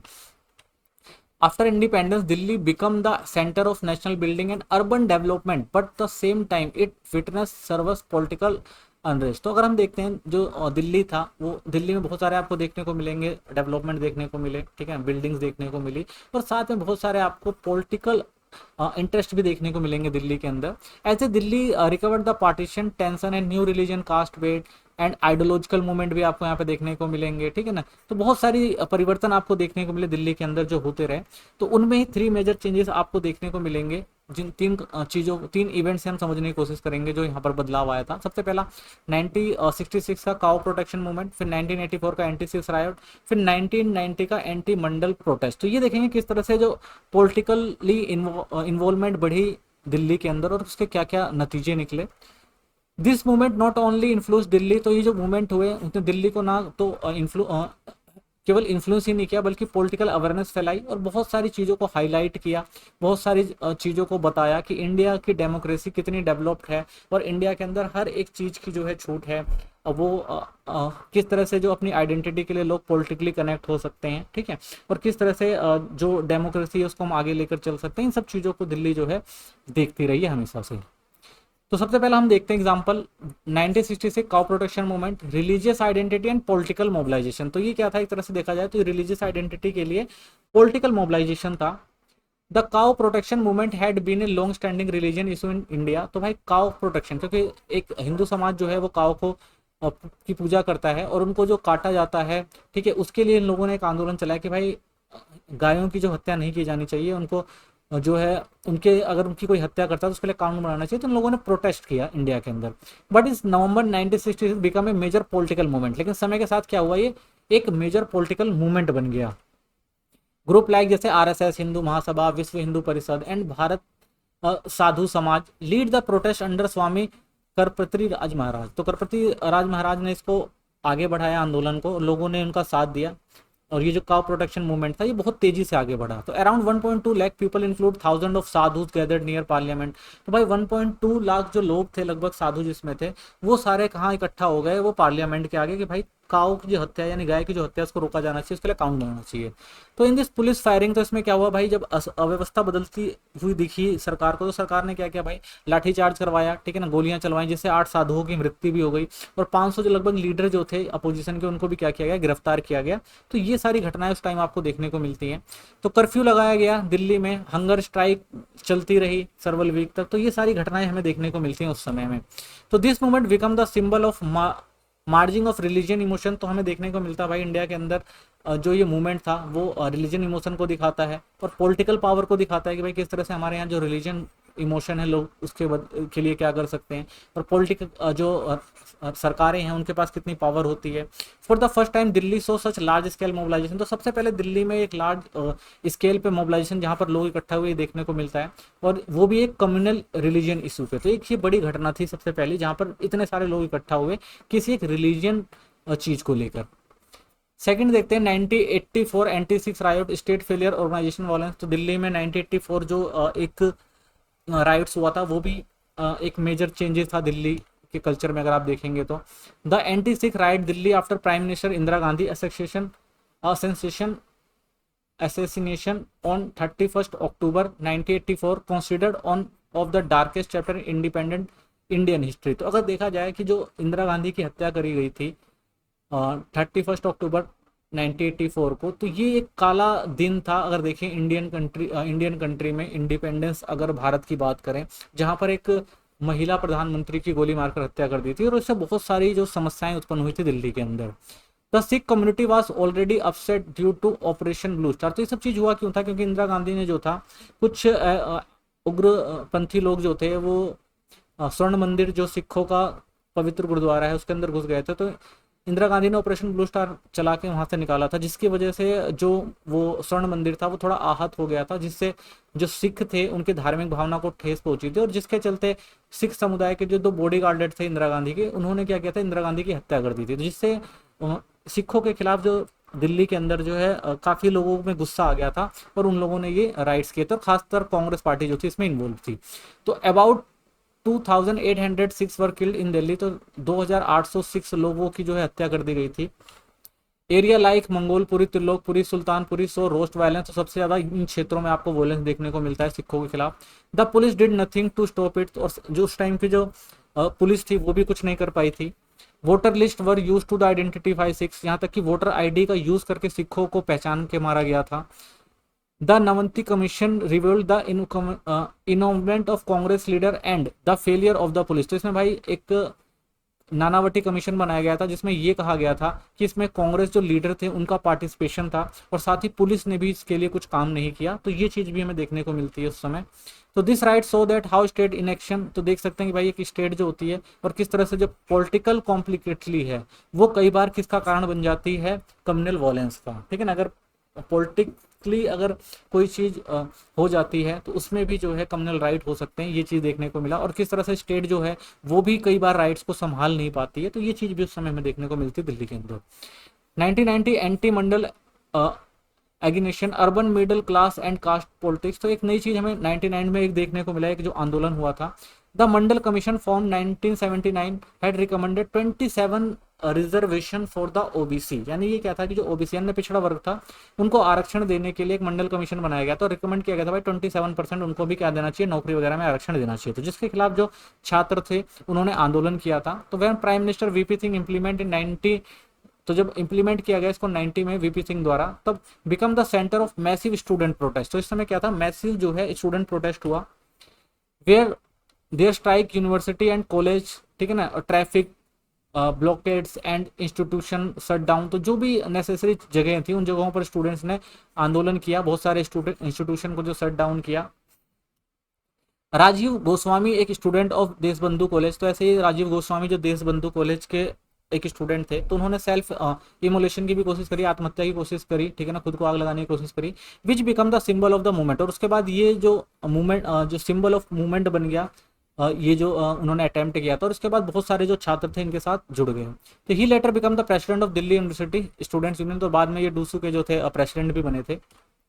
Despite the protest the supreme court upheld the reservation policy, बाद में सुप्रीम कोर्ट में भी इसके खिलाफ जो है केस किया गया था, लेकिन केस ने भी इसमें रिजर्वेशन को खत्म करने से मना कर दिया था, ठीक है, और उसको जारी रखा था क्योंकि ये पार्लियामेंट से बना हुआ कानून था। तो this movement reflect a new debate और कास्ट, तो इस समय आप देखते हैं कि समाज में एक नई डिबेट आती है कास्ट के ऊपर, मेरिट के ऊपर और सोशल जस्टिस के ऊपर, कि किस तरह से भाई अर्बन मिडिल क्लास के बच्चे जो मेहनत कर रहे हैं, जिनके पास आरक्षण नहीं है, तो उनको उनका हक नहीं मिल पाता, और आरक्षण की वजह से कुछ लोगों को हक मिल जाता, तो इस वजह से भी बहुत सारे आंदोलन हुए थे। Common thread state identity and protest, तो और देखते हैं हम दिल्ली के अंदर क्या समस्याएं रही। तो through their 3 movement were different, तो आपने 3 तरह के मूवमेंट देखे जो दिल्ली में आपको देखने को मिले, ठीक है ना। All were identify based protest, तो हर कोई जो था अपनी आइडेंटिटी के लिए लड़ रहे थे, अदर रिलीजियस, कोई कास्ट रिलेटेड था। Delhi was the main centre in each case, तो कभी भी कोई भी चीज होती है तो दिल्ली जो है वो राजधानी है, इसलिए ये जो है मेन सेंटर बनकर उभरती है इन सब चीजों के लिए। The role of the state was always question, तो कई जगह हमें ये भी देखने को मिलता है जो सरकारें होती हैं वो क्वेश्चन के घेरे में आती हैं। In one case there was police firing, कई बार पुलिस जो है फायरिंग करते हुए आपको दिखी थी, जो किया गया था साधुओं पर। इन अदर इन एक्शन, कई बार जो पुलिस होती है वो एक्शन ही नहीं लेती है, जैसा जैसे इंदिरा गांधी की मृत्यु के टाइम में हमने देखा, ठीक है ना। कंफ्यूजन एंड इंडक्शन, तो कई बार देखते हैं कि जो सरकारें होती हैं वो भी अच्छे से काम नहीं कर पाती, वो भी बायोस कर देती हैं ऐसे मूवमेंट के टाइम में। तो this event expose the conflict between constitutional ideal and public emotion in Indian democracy, तो कई बार हमें देखना है भाई जो कॉन्स्टिट्यूशनल जो आइडियल्स हैं और बहुत सारे जो पब्लिक इमोशन होते हैं वो एक दूसरे के सामने आ जाते हैं। तो इंडियन डेमोक्रेसी जो है वो इन सबको आगे लेकर चलती है, ठीक है ना, और डेमोक्रेसी के हिसाब से ही काम होता है, लेकिन कई बार ये सब चीजें तो समस्याएं तो आई जाती हैं। Impact of Delhi civil politics, तो each movement change Delhi political social structure in different, तो हर एक मूवमेंट जो होता है दिल्ली के अंदर उसमें कुछ ना कुछ परिवर्तन आता है। जैसे 1966 gave a boost right winning political north, तो यहाँ पे हमें देखने मिलता है राइट विंग जो पॉलिटिक्स उभर कर आई थी। Lead to movements of civil rights and justice के लिए बहुत सारे मूवमेंट आपको 1984 से पता लगते हैं कि भाई कुछ लोगों के जो राइट्स होते हैं वो एक टाइम में ऐसा होता है कि उनको जस्टिस नहीं मिल पाता, तो उसके लिए बहुत सारे civil right and justice movement भी आपको देखने को मिलते हैं।